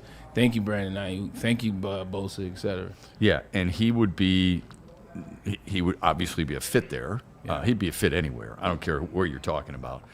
New England, Philadelphia, Dallas has talked. I've heard Dallas's name mentioned. I've heard Washington's name mentioned. I've heard the Bills' name mentioned. And speaking of the Bills, they're idiots. How much of a factor would it be if A.J. Brown was in Buffalo? Because you've always said they need a number 1. A.J. Brown's the second name I want to get your thoughts on. 5 quick thoughts, 5 quick names in the NFL. Go. A.J. Brown isn't as much of a problem in Philadelphia as people think, and I think it will take for him to get out of Philadelphia for that to be realized. I think if I'm the Phillies, if I'm speaking for Philadelphia, he's one of the best wide receivers in the league. And I know we have the conversation, well, they still have Devontae. He's better than Devontae. I love Devontae as a wide receiver. Devontae Smith is not as good as A.J. Brown. You bought in A.J. Brown to move the needle. As soon as he get there, you go to a Super Bowl. What happens the next year? One of the best seasons statistically is of Eagles wide receiver history. What happens the next year? You get to the Super Bowl. He and the squad help you win. If I'm Philly, I'm keeping A.J. Brown. I'm trying to make it work. I'm trying to have this situation come to a head before the season because Jalen Hurts, as much as you may not like A.J. Brown, A.J. Brown, as much as you might like Jalen Hurts, you two need each other. More so Jalen than AJ. So I think for the Eagles standpoint, I would keep him and try to make it work. But I will have an eye on a trade possibility locked and loaded for when the season starts. If I can't get this thing to work, I know where I'm going to send him, where it would benefit us the most and help us and hurt us the least. So I think that's what I'm doing if I'm Philly. If I'm AJ Brown, I may entertain that conversation and see what it looks like, but I'm not necessarily certain that I wouldn't ask for a trade before the season started. Next name is a guy who was out for his team since week 5 with a foot injury. I wonder what's the trade value for Kyler Murray? Not as much as it used to be. The biggest thing about Kyler Murray, well, that was kind of funny in itself. Yeah, it is. The best thing about Kyler Murray and why he got drafted is his speed. It's his elite athleticism. When you see over the last 5 years, there's injury here, there's missed season here, there's missed games here, there's this, that, there's that. You're chipping away at what got you here. So the value isn't going to be as much as it was, but there's a franchise that can still use an athletic quarterback like him that can still play at a better level than what they have. So the trade value isn't much, but he's going somewhere. It's just about where the Arizona Cardinals are finding that new home for him. He's entering the 3rd year of a 5-year contract of $230.5 million. How much of that was guaranteed? It was like 140 and some change, I think. I forget exactly how much it was, but I know they're going to cut some dead cap space. Here's the thing. From what I've read, okay, based on what some people who are into that, able to kind of talk about a little conjecture regarding value, it's no better than a day 2 draft pick for him. Most people think it's a day 3 draft pick, which is round 4 through 7 for Kyler Murray. Sometimes you just have to pull a move, and that move is you look at the Denver Broncos. The Denver Broncos, they tried some stuff out with Russell Wilson. It did not work. They just cut him. They took all that cap space, that dead cap space, and they found a way to make it work. You know what I'm saying? Moving forward. Now they had much better pieces in play. Yeah, I think that would surprise a lot of people if he went for a day 3 draft pick. Travis Kelce, is he a Kansas City Chief? You'd like to see him hang him up. I think Travis Kelce, man, I think he's over. Let me take a step back. Part of me wants him to hang him up. The larger part. The 80% part wants me to hang him up. I think he's one of the best tight ends I struggle with of all time. I got to watch more film. But he's definitely top 5 tight end of all time. Playoff-wise, he's maybe the best tight end of all time. He and Shannon Sharp. He's done tremendous things in his career. He's won 3. He's lost 3. Like, he's done a lot. And it looks like with the Taylor Swift experience or whatever's going on with that the losing and everything, the commercials, look like it took a toll. Looks like there's too much going on, and he's distracted from football. You think there's something there then, huh? 100%. I think so. If you're completely distracted with the podcast, the commercials, the girlfriend, fiance experience, the whole 9 yards, if this is what it is, you want to start a family, you're starting to look at your brother having the time of his life, doing everything, and you don't have that access, then hang him up. Because you'll do yourself a favor, you'll do your team a favor, you'll do your future family a favor. Do it that way. If you still think you got something in the tank, and they may use you as a tight end 2, tight end 3, bigger games, playoffs, then you got to refocus on football. You got to recommit, lock in, and focus on football and football only. Like, you got to cut some of that stuff off if you want one last hurrah to see if you guys can rise from the ashes of last season. But his quarterback's hurt. Yeah. Well, he'll turn 37 next year. Hang him up. During the season, okay? Early October is his birthday. Not like I want you to send him a card. I'm just telling you, he'll be 37 then. What more is there to do? Like you said, 3 times won the Super Bowl, is an 11-time Pro Bowler, and a 4-time All-Pro. He's done an awful lot in his career. He's got the podcast with his brother that I'm sure is extremely successful. And let's face it, I'm sure there's some TV network out there that would love to have him in their studio. So, I mean, it's just kind of a rotating. And also, it doesn't do any favors that, like we said, Patrick Mahomes has a total knee replacement surgery in December. Yeah. So you're talking about your quarterback won't even be ready. He may be ready for the season. I did a December ACL surgery, January, played season, but he's going to be on one leg for essentially the first 2.5 months of the season. It's a big reason why many people are picking the Chargers to win that division next year, or Denver instead of Kansas City. I like the Chargers winning that division, to be honest. Okay, the last one for you, and this one is close to home.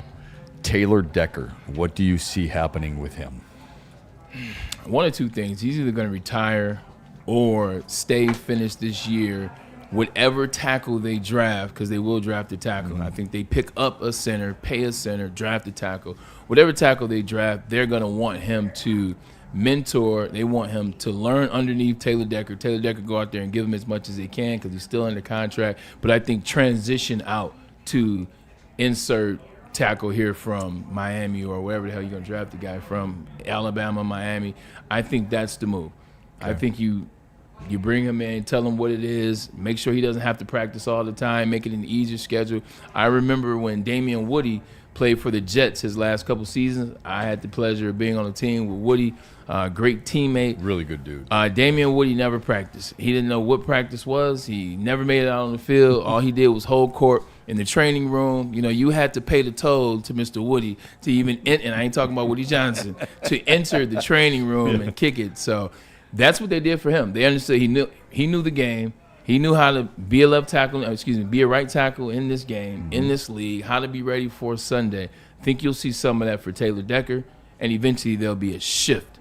So it'll be the retirement or guide the next young tackle until the season's over, and then, we'll throw you a fairway party in 2027. Okay. Well, Monroe Freeling is a name that I would keep in mind moving forward. He was the offensive tackle for Georgia. He was one of those guys. Spencer Fano is considered the #1 tackle coming out of college at Utah. Say that name, the first name again. Monroe what? No, what is it? It's not a joke on the name. I'm just. Oh, I thought maybe you're suggesting that they weren't going to look at a tackle. No. Oh, Freeling. Freeling. It sounds like Monroe Freeling led the Negro League in home runs in 1885. I'm not even. It's Black History Month too, so shout out. Monroe Freeling. In all black. He He played in Hamtramck, and the dude's white, by the way. But the name is. I know. I'm telling you, he led the league in stolen bases in 1892. He stood up in Satchel Paige's wedding. And his last name is Freeling, so you know he's trying to get up out of there. Yeah. Him and Turkey Stearns were a great combination in the 3 and 4 hole. Yeah, good stuff. Yeah. 100%. All Okay. right. Yeah, but that tackle situation, that's the move for the Lions, is drafting a tackle. Now, I don't know how they do it. I don't know where they do it. They just got to draft one within the first 2 rounds. Save a lot of money if he doesn't come back. 100%. Not that I want him to. Yeah. I'm just saying that would save a lot of money. To his credit, he's played 140 games in his career. All of them starts. He started every game he's ever played in the National Football League. Taylor Decker has started. To that point, though, Shep. That's good rapid fire by you. Way to go. I appreciate that, man. Hey, you knock him up, you line him up, I knock him down. Watching him in the last bit of the season last year, it was a struggle. You watched him specifically? Taylor Decker, yeah. Okay. It was a struggle. You started to see the injury. You started to see a little bit of the toll of those 140 starts. You started to see, when his name's on the injury report every week, there is something there that he's been playing through. And I started, you see it with players that become older. Don't necessarily want to see him like that either. 100%. Yeah. 100%. It's only going to get worse. Yeah. I mean, this is the stuff. I mean, I'm not going to get into, you can grab that soapbox again, but this is why the 17 games piss me off. Okay. And then the 18 games is going to happen, and it's going to piss me off even more. Seriously, because you're shortening players' careers is what you're doing. And it's just too much of a toll on these guys. And I know what people I had this debate with a friend of mine a couple of weeks ago, and he's like, Shep, they play 17 games. I mean, look at all the other sports and what they do. I'm like, hold on a second. It's a different type of 17 games. It's a different type of 17 games, man. 17 games in the NFL is like 47 in the NBA. I mean, it's crazy how much of a toll it takes. Yeah, probably more. Yeah, probably. I would say what people have to start looking at that is the NFL loves to make money. Okay, it's a money-making machine. Why do you think Bad Bunny was doing the halftime show? It's because it's an international brand. Right. That's what the NFL is. If the NFL, Jay-Z's company helped. Yeah, but right. I hear you. His company helped, but the NFL hired Jay-Z to make those decisions so that they can reach the masses around the world. That's why they care about money. That's the bottom line. If they could have players play 3 to 4 times a week, don't you think they would? The fact that they only let players play once a week, what does it tell you? Yeah. They're like, shoot, we know we can't. There's no way possible. If it's that physical that you can only play 1 game a week, maybe if you have a Monday and then the following Sunday, 7, it's tough. Pisses me off. It really does. And I don't play. I mean, you're in great shape, and not that type. But I'm sure there's times where it's like, that's a little bit. It all comes from your playing career. Yeah, that's why I have to get up for every once in a while and use the bathroom. Also, too, when you look at college level now, how many games are in college? I know, man. How much time is in college? That only matriculates down to the NFL because the NFL is only drafting players, for the most part, that come from certain programs. National champion played an NFL schedule games. last year. And people like me, I wouldn't say me because I am conscious of it. Most fans don't care. They're just watching the whole time. Like, I just want more for me. Yeah. And I'm guilty because I want more football. I do. I could watch it every single weekend. But at some point, you've got to recognize, if you want good quality football, you better be careful when you start talking about, I want an 18-game schedule, and I want more college games. I want a bigger playoff, okay? Yeah. You ain't going to get it. You're not going to get it. Yeah. Kool-Aid's off to the NBA All-Star 100%. Game. Good luck, buddy. You, my brother. All right, are you going to give us a live report from Los Angeles, or are you just going to hang out at the beach? Or hang out at the gym. I'm sorry. Content's going to be flowing. All right, Shep, it was 48 games I could have played in when I was in college. Like 48 games was the number. What up, Spinny? What's going on, B? 40. Hey, Spinny. How you doing, Shep? Good, buddy. 48 games. If you played for Ohio State in the last, let's say this is your senior year that just passed, the 25 season, you played 4 years, Shep, you're over 65 games. Yeah. That's Rob Sims told me I saw him not too long ago. Or over 60, a friend of ours. me. He said, I started all 51 games in college. And I'm like, 51? It's a lot of games for a teenager. Yeah. Okay? 100%. A lot of games. Yeah. Let's get to your top 5 quarterbacks. You want to, or you want to take a break? Take a break. Take a break. Take a break. Get situated. Say what's right. up to Spinny. Okay. Get rocking and rolling. We'll hear from Dr. Pierce and buddies. We do have the top. It is National Guitar Day today. Yeah. Maybe Spenny's got an idea too, and who knows? Anybody else out there? If it's not your top 10, give me a top 5 guitarists. My son is a guitarist for a band called Anti-Ghost. They've got 4 albums. They got a 5th album coming out pretty soon. He sent me his. I got to be honest with you. There's a couple of them like, who the hell is that? Yeah. My favorite solo intro of all time is NWO. Just throwing that out there. Okay. It's all right. best, maybe you got a favorite. Maybe you got a favorite solo too. You sound like a dad right now. We'll get to all that and coming back here on the Braylon Edwards Show on Woodward Sports. Stay with us. Attention sports fans, don't miss expert injury insights from Dr. Jeff Pierce, Michigan Sports and Spine. Catch him every Tuesday on Big D Energy as well as Thursdays right here on the Braylon Edwards Show with Shep, where he shares top-tier advice to get athletes in peak condition. Trust the guy we trust to tell you all the time, it's not about getting diagnosed, it's about getting the right diagnosis. He will make sure that you have that back, neck, shoulder, knee, ankle, toe. It does not matter because this guy knows it all. Michigan Sports and Spine, 248-426-9944. Had Buddy's Pizza during the Super Bowl. I told you that the other day. I did have some leftovers. They are calling my name right now, and that's what's going to happen. Spenny eats salads every day. I could eat Buddy's every day. Or I could eat Buddy's salad every day, too, because they got really good salad. Signature salads, right? Home-style pastas, award-winning pizza. Go to buddiespizza.com, and if you're catering an event, no better place to go than Buddy's because they'll give you a deal. Save 20% on your next catering order of $200 or more with the promo code Woodward20. buddiespizza.com. Why do we fight? We fight to protect the innocent, to hold the powerful accountable, to bring the oppressors to justice. Why do we fight? We fight to secure and preserve our civil liberties, to get each and every one of our clients the justice they deserve, and to make the lives of real people just like you whole again. ThenFights.com.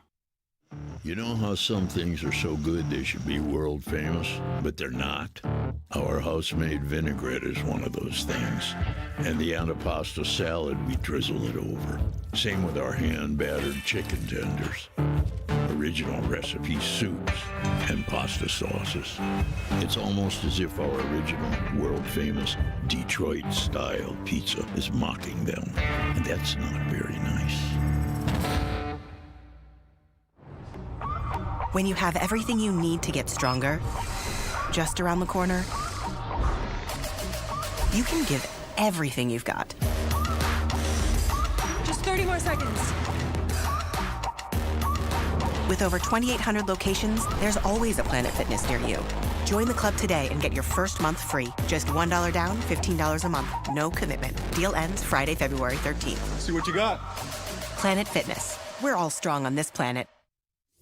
Big injuries, big news. Twice a week, Dr. Jeff Pierce from Michigan Sports and Spine joins Woodward Sports Network for the Injury Insider Report. Big D Energy Tuesdays at noon. Braylon Edwards and Shep Thursdays at 3:30. Get expert analysis and in-depth breakdowns on the latest sports injuries from the man trusted by top athletes in the community, like D-Mac. Whether it's the Lions, Pistons, Tigers, or Red Wings, Dr. Pierce talks us through it all. Don't miss the Injury Insider Report with Dr. Jeff Pierce, your go-to source for understanding the impact of injuries on the games and players we love. Only on Woodward Sports Network. Scan the QR code on the screen or go to MichiganSportsandSpine.com to see if Dr. Jeff Pierce can help you. We're going to do our favorite guitarists coming up, sweet string music, but sweet music when you walk into Lady Jane's. Why? It is very harmonious. The ladies work in concert with one another. They keep this place spick and span. It's a beautiful place to come and feel welcome.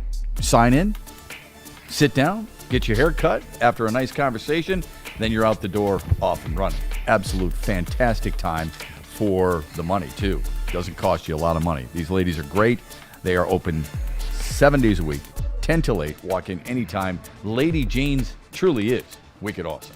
Black Rock Bar and Grill is the place that is a sizzle above the rest. Rock this Valentine's Day with the hottest steakhouse around. The only thing hotter than your date is the steak on the stone, 755-degree volcanic rock. That's how you cook that steak to perfection. Bring your loved one for a night to remember this Valentine's Day. But please make sure that you reserve ahead of time. It's already Wednesday.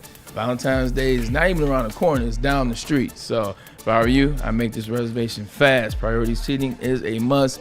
And don't forget, if you mention Woodward Sports, get 20% off that bill. Sounds like a Valentine's Day to remember. Black Rock Bar and Grill. And we are back. Let's get to your top 5 quarterbacks. Yesterday you gave us your top 5 quarterbacks in the NFC. Surprised me a little bit. Right. Top 5 quarterbacks in the Jared Goff conversation always surprises everyone. Yeah, I think what surprised me a little bit, I mean, we went over it. Jordan Love, I don't know if people realize it. If I said to you, how many games in a single season has Jordan Love won the most in one single season? Is that 11? 12, yeah. 9. Oh, yeah, 'cause Malik Willis wins a couple every year pretty much.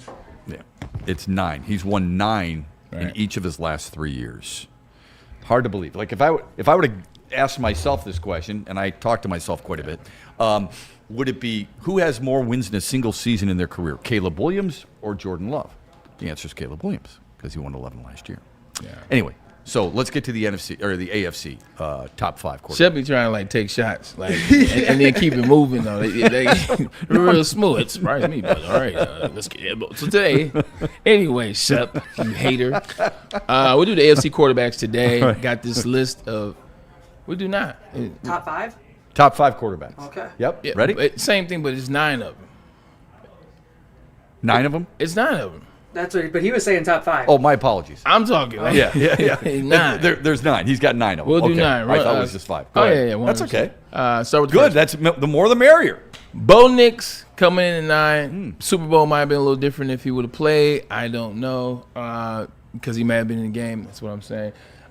He still doesn't do it for me. Defense is really good, elite, but he played well in some fourth quarters. He did show some improvement. Still need to see a lot out of him, but that's why he's 9 on the list. Don't want to talk about him Do you want to see more of him throwing the ball? Because he's pretty good at running the football. Do you want to see him more as a passer? Right. Okay. Yeah. All right. That's why I ask. Running. I want to see him become more the focal point of the offense. I want it to become more of his. It's like I played with Russell Wilson his first year, and then we kind of watched the rise of Russell Wilson. Russell Wilson was a decent quarterback that was playing through his offense, and then eventually he became kind of like Callis a little bit more. So I want to see that rise kind of like it happened for Russell. Like that. Okay. Bo, number 9. All right, number 8.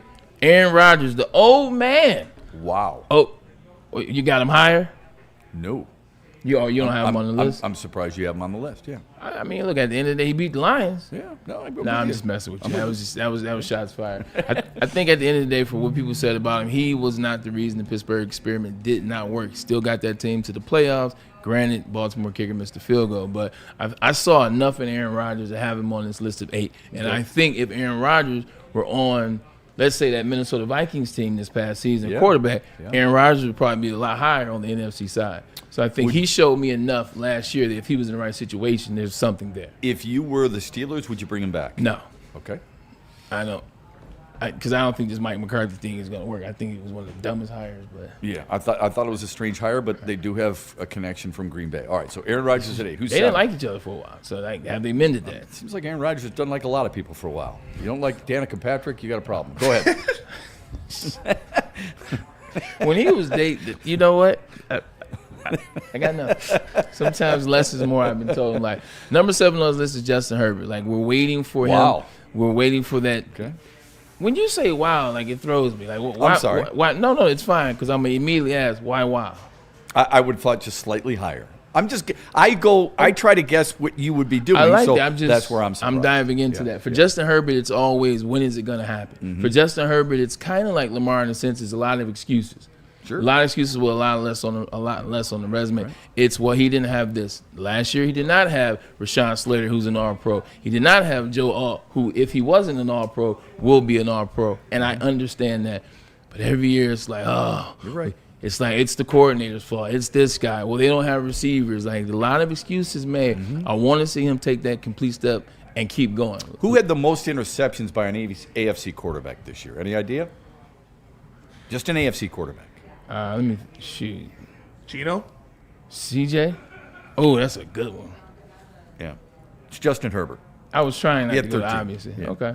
Good. I probably made it too obvious. That's why he's on number 7. My apologies. Gino's right. Gino's 17. Yeah. He had 13.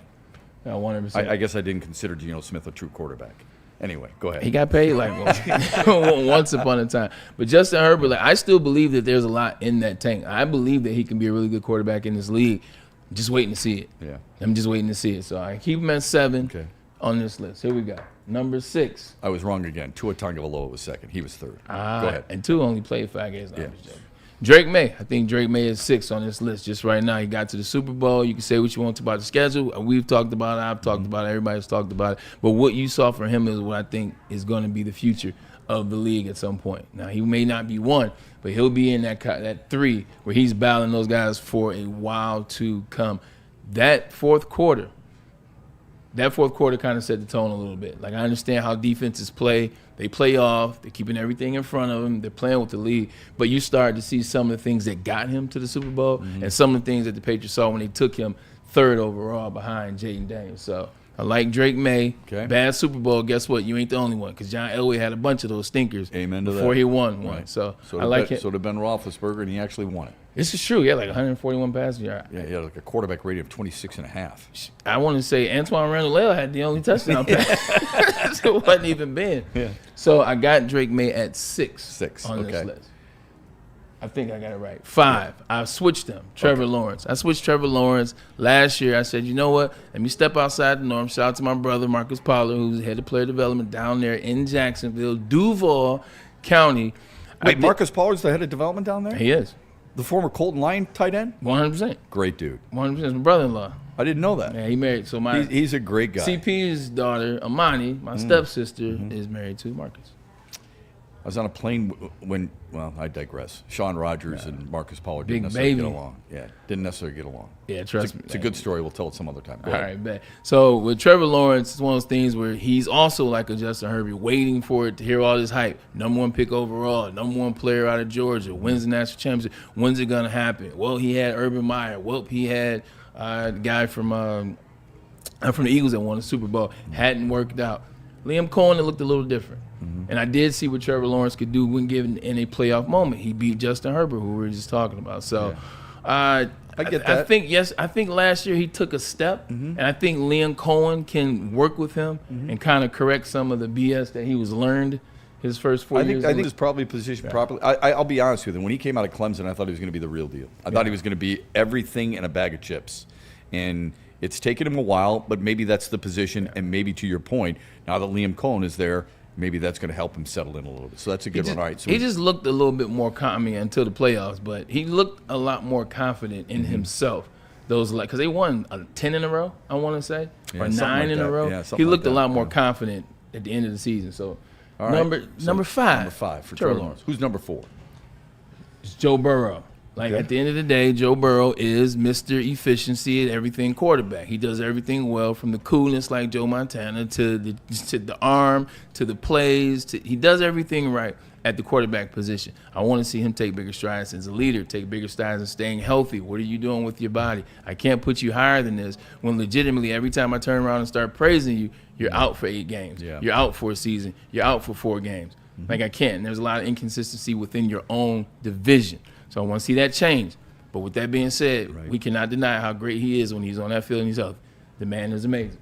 You saw his first game back this past season. He was like, oh, they may make the playoffs. Yeah. That was legitimately the conversation we were having around the Bengals because of that division. Am I lying, Spenny? No, for a brief moment, he comes back, he beats Buffalo. Yeah.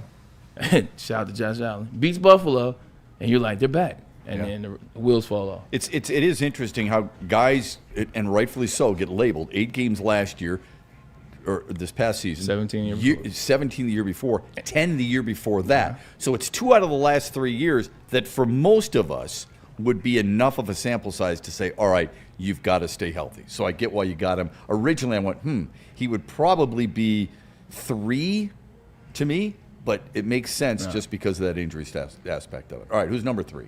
Number 3. Or 2A. Oh, well, he's 2A. he's 2A. Go to 2B for me, please, if you will. Please. There he is. 2B is Josh Allen. I think Josh Allen and Lamar Jackson are right now legitimately the same quarterback. I think they're the same quarterback. It depends who you like better is who you're going to say is better when it comes to those two. I think Josh Allen is just a little bit below Lamar Jackson, if you will. That's just my fault, but I think they're the same. This year could have been the year that he'd be number 1. I don't think he took that step in the playoffs. I don't care who didn't play. I care that you played. You didn't have your best showing. Got your coach fired. And this could have been a really big moment for you. So I think they had the only offense outside the Rams that could have done anything with these defenses. I agree with you. The Rams I agree 100% with you. Look, I've defended Josh Allen because I like him a lot. Awesome. I think he's awesome. What he did in the playoffs is the reason why you can't elevate him. Also, what he did in the regular season too. If we're going to have that, some of the losses he had in the regular season, like he lost to the Falcons when they sucked. He lost to the Dolphins when they hadn't had a win. Like some of these losses, they hurt, and he played bad in those games. Yeah. So I'm not going to bump him above Lamar. I'll just keep him on the same level. You're right, because both of them have had that issue in the postseason. Now, Allen's numbers are better than Lamar's, but much better. He still hasn't gotten to where you expect him to get to when you give him this much money, this much responsibility, and so on and so forth. I think their kicker got the coach fired, but I hear what you're saying. I mean, because that's what the owner said. If he makes the kick, then I wouldn't have fired him, which is another dumb thing that the owner said. Exactly. All right, so obviously number 1 is... Yes, it's Patrick Mahomes. Yeah, has to be. It has to be. And it's funny, for a brief moment when doing this list, Shep, I promise you not spinning Jay, I was like, all right, cool, number 1. Who's number 1? Like, I'm talking about, was thinking about it for a second. I'm like, okay, all right, Josh Allen, let me look at this. Okay, I know I love Lamar. Let me look at this. All right, I was like, what the hell am I doing? Yeah. Like, Patrick Mahomes is number 1 quarterback until I say otherwise, or until he says otherwise. You look at what the track record was. Even last year, as bad as the team was, his numbers are almost the same as Josh Allen. Yeah. And he missed 3 games. So you look at it that way. To be the man, you got to beat the man. Patrick Mahomes still deserves to be number 1 on this list. He was in the Super Bowl last year. He won the Super Bowl the year before that. He won the Super Bowl the year before that. So he's number 1 until further notice. Here's the tough question for you. Yesterday you gave a number 1 of Matthew Stafford. Today you give a number 1 in the AFC of a Patrick Mahomes. Pit the 2 ones against each other. And who's number 1? The reason why this is so tough. Because I go back to Spenny. I go back to the age-old conversation. Switch the roles, and what does it look like when you switch the roles? Patrick Mahomes is still in the Super Bowl.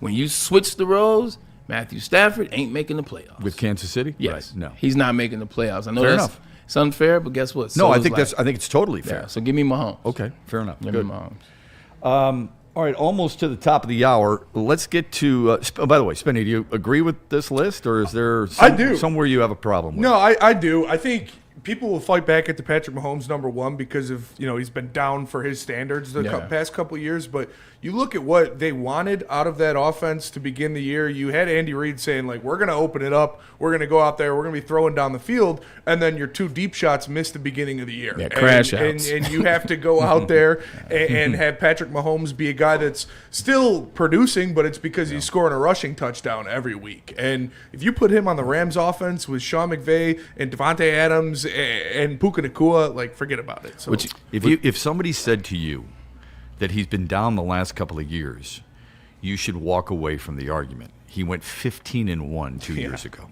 All right? I know they went 15-2. He didn't start, that's right? what they tried, He went 15-1.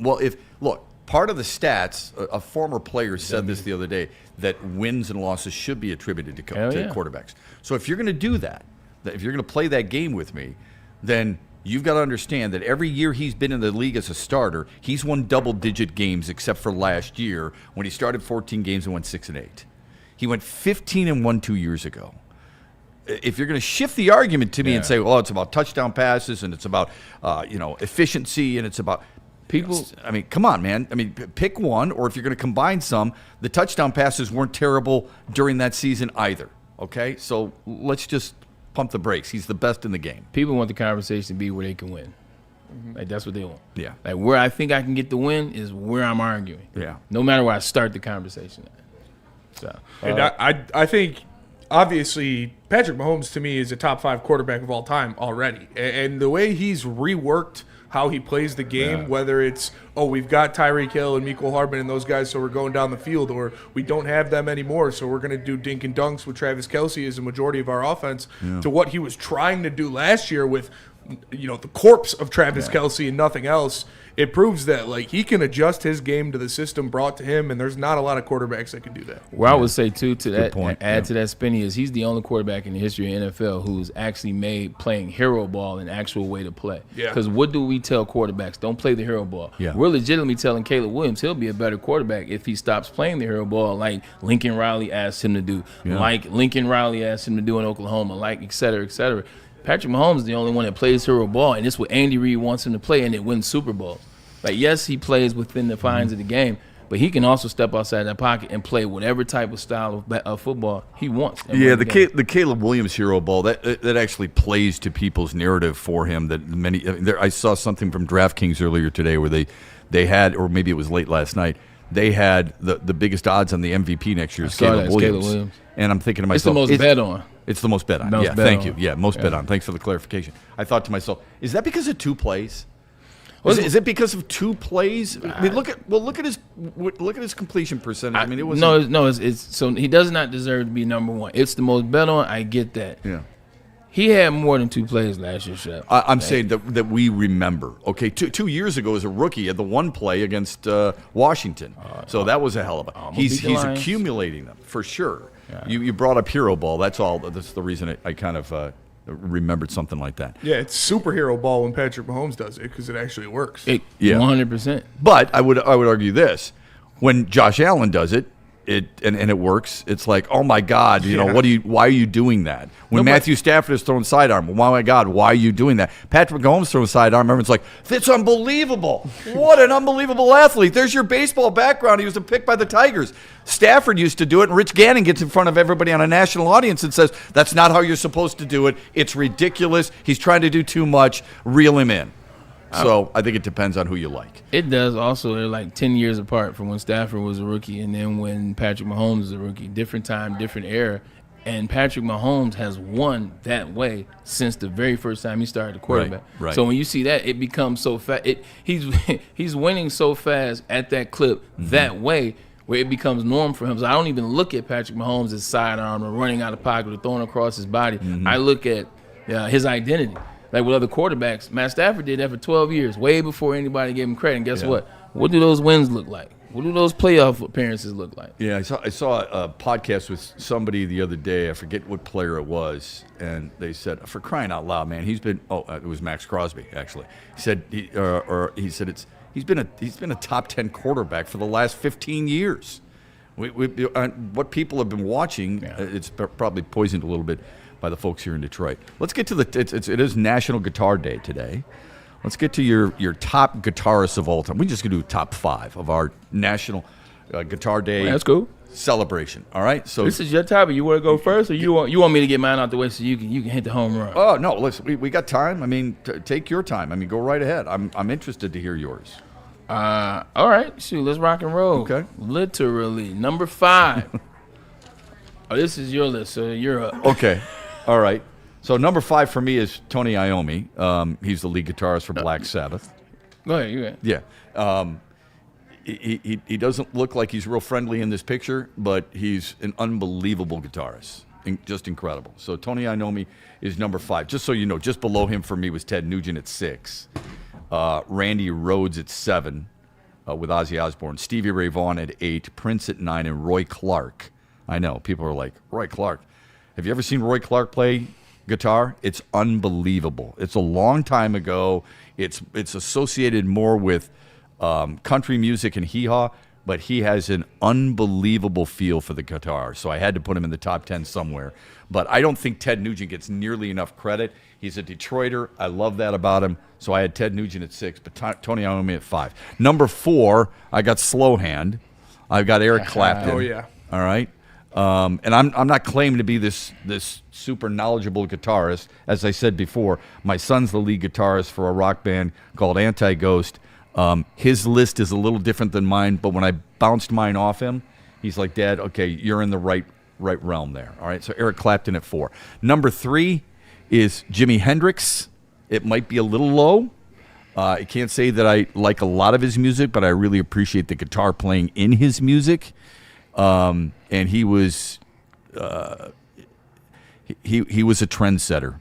Okay, when people follow you and talk about the inspiration, Jimi Hendrix is in that realm. Number 2 is Jimmy Page. When he's sober, it's unbelievable. Maybe not. Might be all of them. And when for a Led Zeppelin, and I would say there's a lot of great guitar solos. Whole Lot of Love in the middle of that is my favorite guitar solo. And it's not like I'm a huge Led Zeppelin guy, but this dude was just amazing. And for me, Eddie Van Halen is number 1. He's the greatest guitarist of all time. Some of my favorite videos are asking people to watch him for the first time, what he can do up and down the neck of the guitar with not just one hand but both hands, and tap with the finger is something that not many ever did until he started doing it. So Eddie Van Halen for me is number 1 on National Guitar Day. It's a great list. That's a great list. It's a great list. Thanks. Like, it's a great list. I sent my list in. I don't know. Brendan, shout out to you. Oh, we do have it. There it is. Shout out to Brendan. I was going to give him love anyway. Brendan put mine together. Appreciate you, B. We got mine on 1, so this works. Okay. We got 2 slides. I got Niles Rodgers at 9, Brian May 8. Love what Brian May was able to do. Queen. I breezed over Niles Rodgers, man. Chic in the 70s, hell of a sound, man. Good job. Hell of a sound with Chic. And then Niles Rodgers came back with Pharrell and the Neptunes and Daft Punk. Yeah. Get Lucky. Brian May. Some say he's as good a rock and roll guitarist as ever lived. Yeah. Brian May. 1,000%. Like, I love it. And then the white hair just adds to the thing. Yeah. I like Brian Yeah. May. Slash is that era. I'm 43, so Slash fits into my era, that Guns N' Roses. Yep. Saw them when they were here at Comerica Park 2021 in August. I'm glad for Slash because everybody else was boozed up. He's better at what he does than the lead up. singer at what he did. Yeah. 100%. Okay. Carlos Santana be 5 for me. Okay. Like, I love Carlos Santana. Once again, that's one of those sounds I heard. First time I heard Maria when I was a kid, I said, man, this is amazing. My dad said, what? You like this? Let me tell you about Black Magic Woman. Learn that, and then I was like, okay. That's a really good one. My 5, Chuck Berry, OG, original. Love that. Like 1,000% helped create rock and roll and the blues, if you will, as it relates to guitar. Yeah. See, I got your boy in there. Very instrumental. A lot of people were big Chuck Berry influencers. Ask AC/DC, ask a lot of the great rock and roll bands. Yeah. Chuck Berry's right there. B.B. King was 10 for me, by the way. Yeah. Jimmy Page, you see I put your boy on there. Eddie Van Halen, first time I heard the song Eruption, I was blown away. I was like, what is going on? How do you make that sound? Yeah. And make, like, legitimate, I can keep it on repeat. How do you make just the guitar? I keep it on anyway. So amazing there. Slow Hand, number 2. And then I guess that's right. 3. And then Jimi Hendrix, 2. And then 1 is on the next page. Oh, 1 is Prince. Come on, man. Yeah. Come on, man. Prince, amazing. I got story after story after story. I don't think he got the love with the guitar because of the music that he played wasn't necessarily representative of what guitar was thought of at that time. He gets a lot of love and respect. I'm not saying he doesn't get the love and respect, but to where I think he should be, like, I think people view his, the erogenous, the 80s, the sex music and all that. I was like, that ain't guitar. Yeah, I think also because in his songs, the guitar wasn't the feature.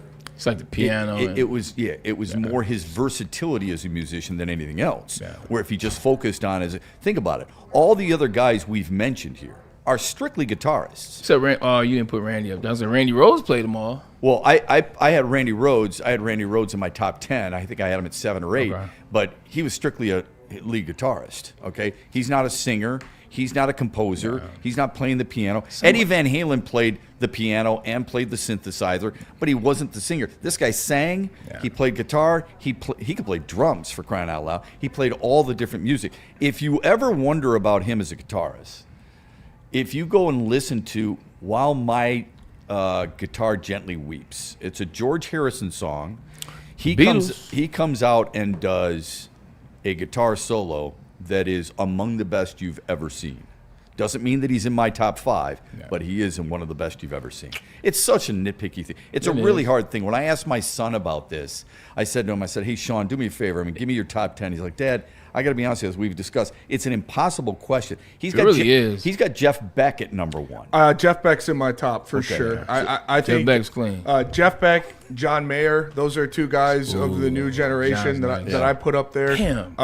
When I look at my top 5, I've got Zach Wilde at number 5. Sure, I think good. What he can do is insane. Ozzy. It's just I went to the Jimi Hendrix Experience at the Fox Theater, and Zach Wilde was there, and he was doing, playing with his teeth, playing behind his head, doing everything like that. That is just absolutely insane. And I'm a fan of both Black Label Society and Black Sabbath. And then I would Black say Sabbath with Ozzy or with Ronnie James Dio? With Ozzy. Got to be with Ozzy. This is where I get in trouble. I like Ronnie James Dio. More than Ozzy? Ooh. Yeah. I like Ozzy solo. Yeah. I like Ronnie James Dio, but probably because Heaven and Hell's the second greatest rock and roll album of all time. That's fair. That is fair. At number 4, I would probably go Eric Clapton. Is the same reason you guys, just the smoothest hands you'll see. The way he can do chord progressions is just unlike anybody I've ever seen. Spinny with the knowledge. At number 3, I've got Stevie Ray Vaughan. Yeah. That's what my son's got. He's got Stevie Ray Vaughan at 3. Stevie Ray Vaughan is insane. He is awesome. Again, what these guys can do, it's all so unique with how they play and how he makes his guitar talk is crazy. And then I got Jimmy and Jimmy at 2 and 1, Page at 1, Hendrix at 2. Okay, cool. So my son went Jeff Beck 1. He went Jimi Hendrix 2, Stevie Ray Vaughan 3, Eddie Van Halen 4, John Frusciante, who I have no idea who that is, at 5, Prince at 6, George Harrison at 7, Matt Bellamy at 8, don't know him, Sylvester Gates at 9, don't know him, Eric Clapton 10. Oh, John Frusciante is the lead for Red Hot Chili Peppers. Oh, okay. Yeah. Thank you. Well, he goes a little bit deeper because of his knowledge of guitars and music and things of that nature. So it's an interesting list. Congratulations to all these out there who know how to play guitar. Yeah. I don't. My son is self-taught. I can't believe that he can play as much as he does. It's quite a talent. That's why Jimmy's got to be number 1. Prince is just my favorite, but Jimmy's got to be number 1 because Jimmy's not even left-handed. Yeah. Legitimately, I know you know the story. That's I know nuts. you do too. Seattle's product legitimately went to the stores, about 13 years old, 13 or 14, saw the guitar. They only had a left-handed guitar, convinced his father to buy the left-handed guitar after telling him, don't worry, I'll learn how to play a left hand, just get me this damn guitar. And the rest is history. Greatest guitar of all time. You talk about each of these having their own sound. Jimmy's sound might stand out just a little bit more than all of them. I think a lot of that's what's unique about all of them. Just a tad. That's why I like Eddie. Eddie didn't read music. He's self-taught too, and his came off the piano. And I think when you hear a Jimi Hendrix song, you think, oh, that's Jimi Hendrix. And when it's an Eddie Van Halen song, oh, it's Eddie Van Halen. Eddie, yeah. So it's good stuff. Jared, you got any or no? I guess I'm surprised, I don't know a lot about guitarists. Yeah, go. But Lenny Kravitz, not on anybody's list, or is he just not on their levels at all? I think Kravitz is an amazing musician. I think he's a really good guitarist. I wouldn't have him in the top 20. Wow. Maybe crack the top 20, but he's somewhere between 15 and further for me. Yeah. But I think he's an amazing musician. Yeah. My thoughts. Is there somebody that perhaps we omitted? Don't say Ron Wood. Anybody we may have omitted in something like this, where like Mark Knopfler is the only other one that I was thinking of. That's a name. Yeah, I mean he is so good. Knopfler. He really is for Dire Straits. In case people don't know, really good. I'm not good enough to smart enough when it comes to this stuff to think how good Les Paul was. Yeah. Okay. B.B. King that Braylon brought him up. 11, he had him as 11. Mm-hmm. It makes sense. The only other guy I would think, and then we got to get out of here, is David Gilmour. David Gilmour with Pink Floyd and solo career. He's got a ton of all-time great solos. For sure. Yeah. He was really good. I'm not a Pink Floyd fan. That's maybe who it's because I played all didn't the smoke pot, but I do like David Gilmour. I really liked his solo career. My dad actually painted by hand with using tape the Dark Side of the Moon album art on my wall when I was growing up. Like, he taped it all off and did the whole pyramid and everything. It was really sweet. No wonder why you're caught up. Yeah, I mean, I got my dad. You know, he grew up in the '70s, and so he's I'd like his get his top 10 and share it with us. Okay, tomorrow. yeah, I'll ask him. And ask your dad about Pete Townsend. That's the only other one from The Who. All right. Yeah. Oh, I love The Who. The Who. Growing up, I liked The Who more than I liked Led Zeppelin. They were one of my favorite. I liked them bands more than I liked the Stones. Yeah. And in high school, that was fighting words right Stones. there. Yeah, I liked them. What do you got coming up on the heavyweights tonight? We got a lot going on. We got audio from Trajan Langdon talking about his decision to move on from Jaden Ivey. We've got some of the audio from spring training of Scott Harris talking about both Chris Illich and what he does to make them more aggressive in this offseason and introducing Framber Valdez. So we got a lot of cool stuff coming for you guys, 5 to 7. Make sure you tap in. 5 to 7. That's the heavyweights here on Woodward Sports. Our thanks to Spenny for coming in for Kool-Aid. Oh, of course. Of course, Jared. We'll be back tomorrow with you here on the Braylon Edwards Show starting 2 o'clock, Woodward Sports.